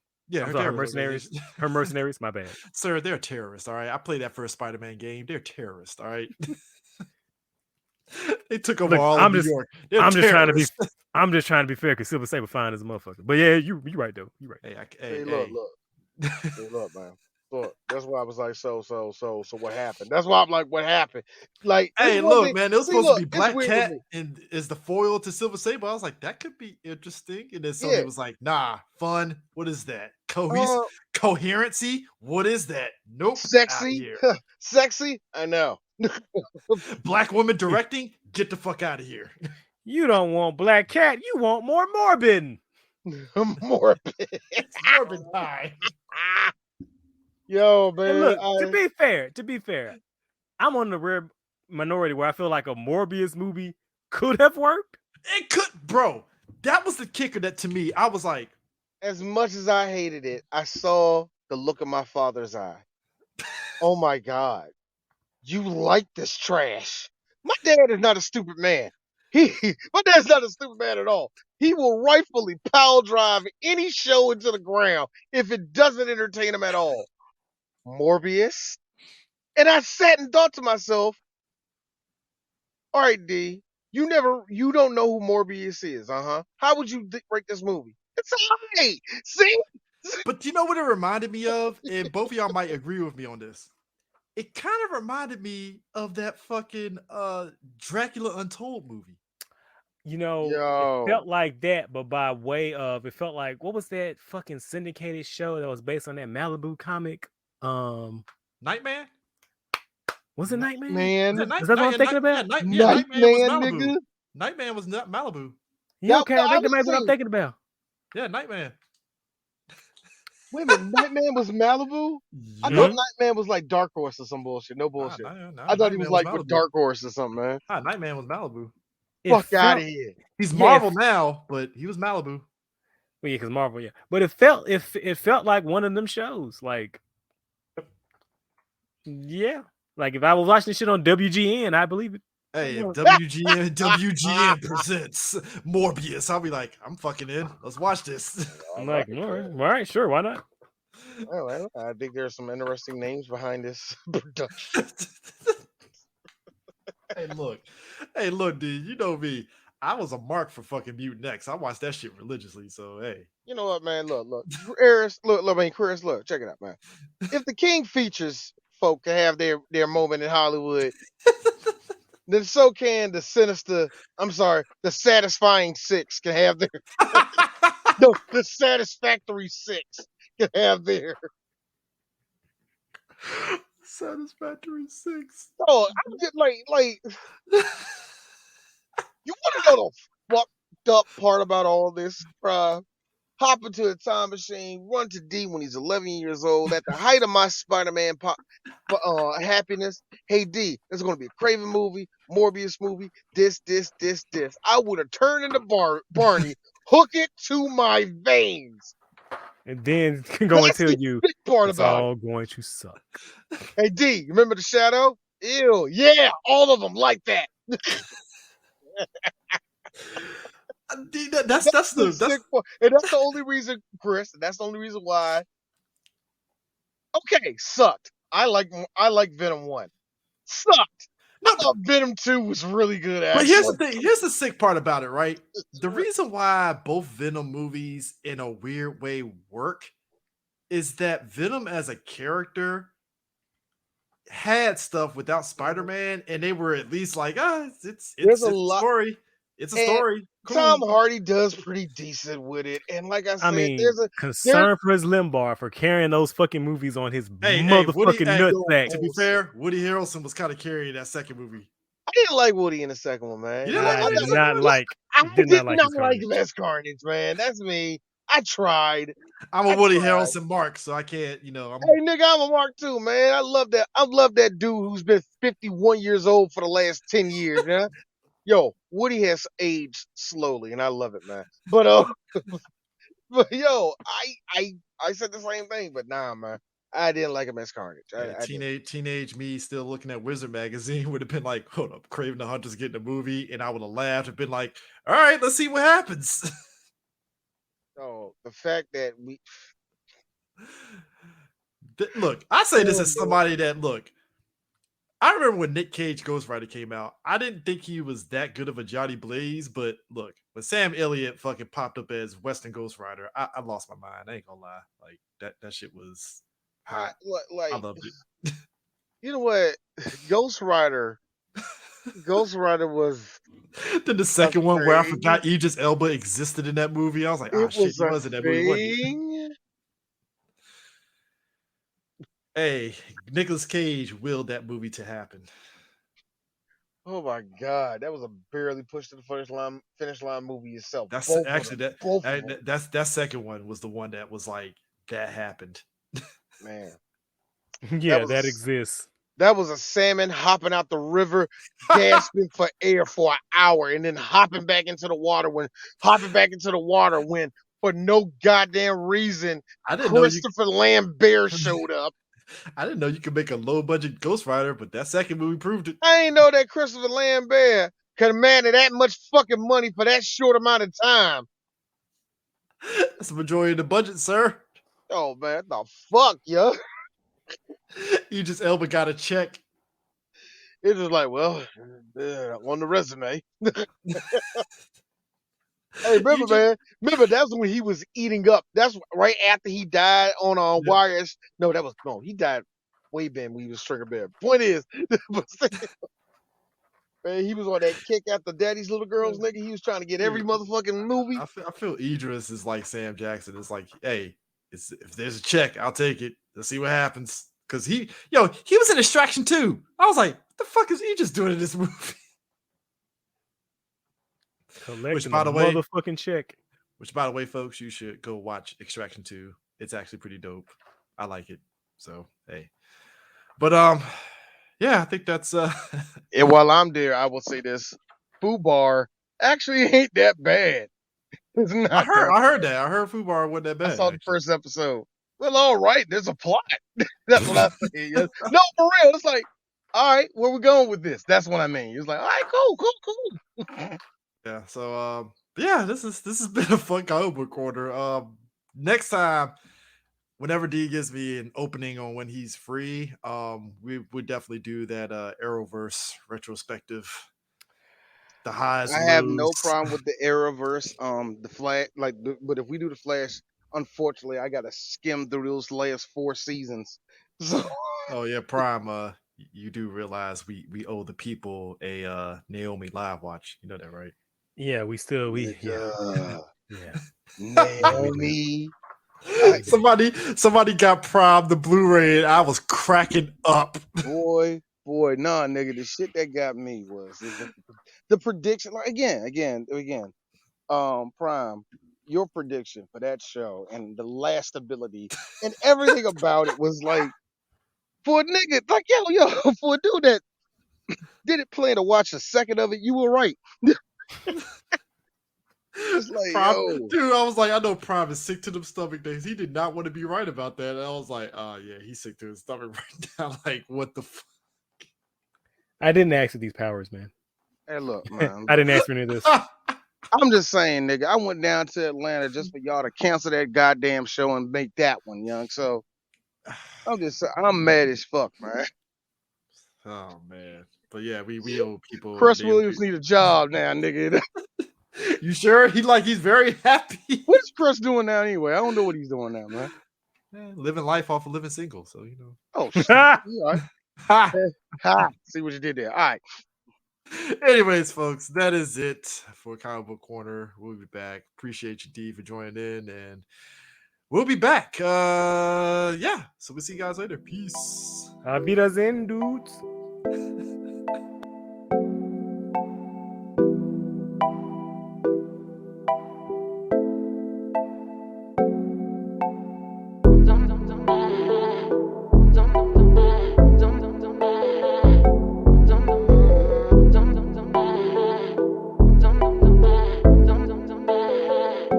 That boy is Benny Hanna.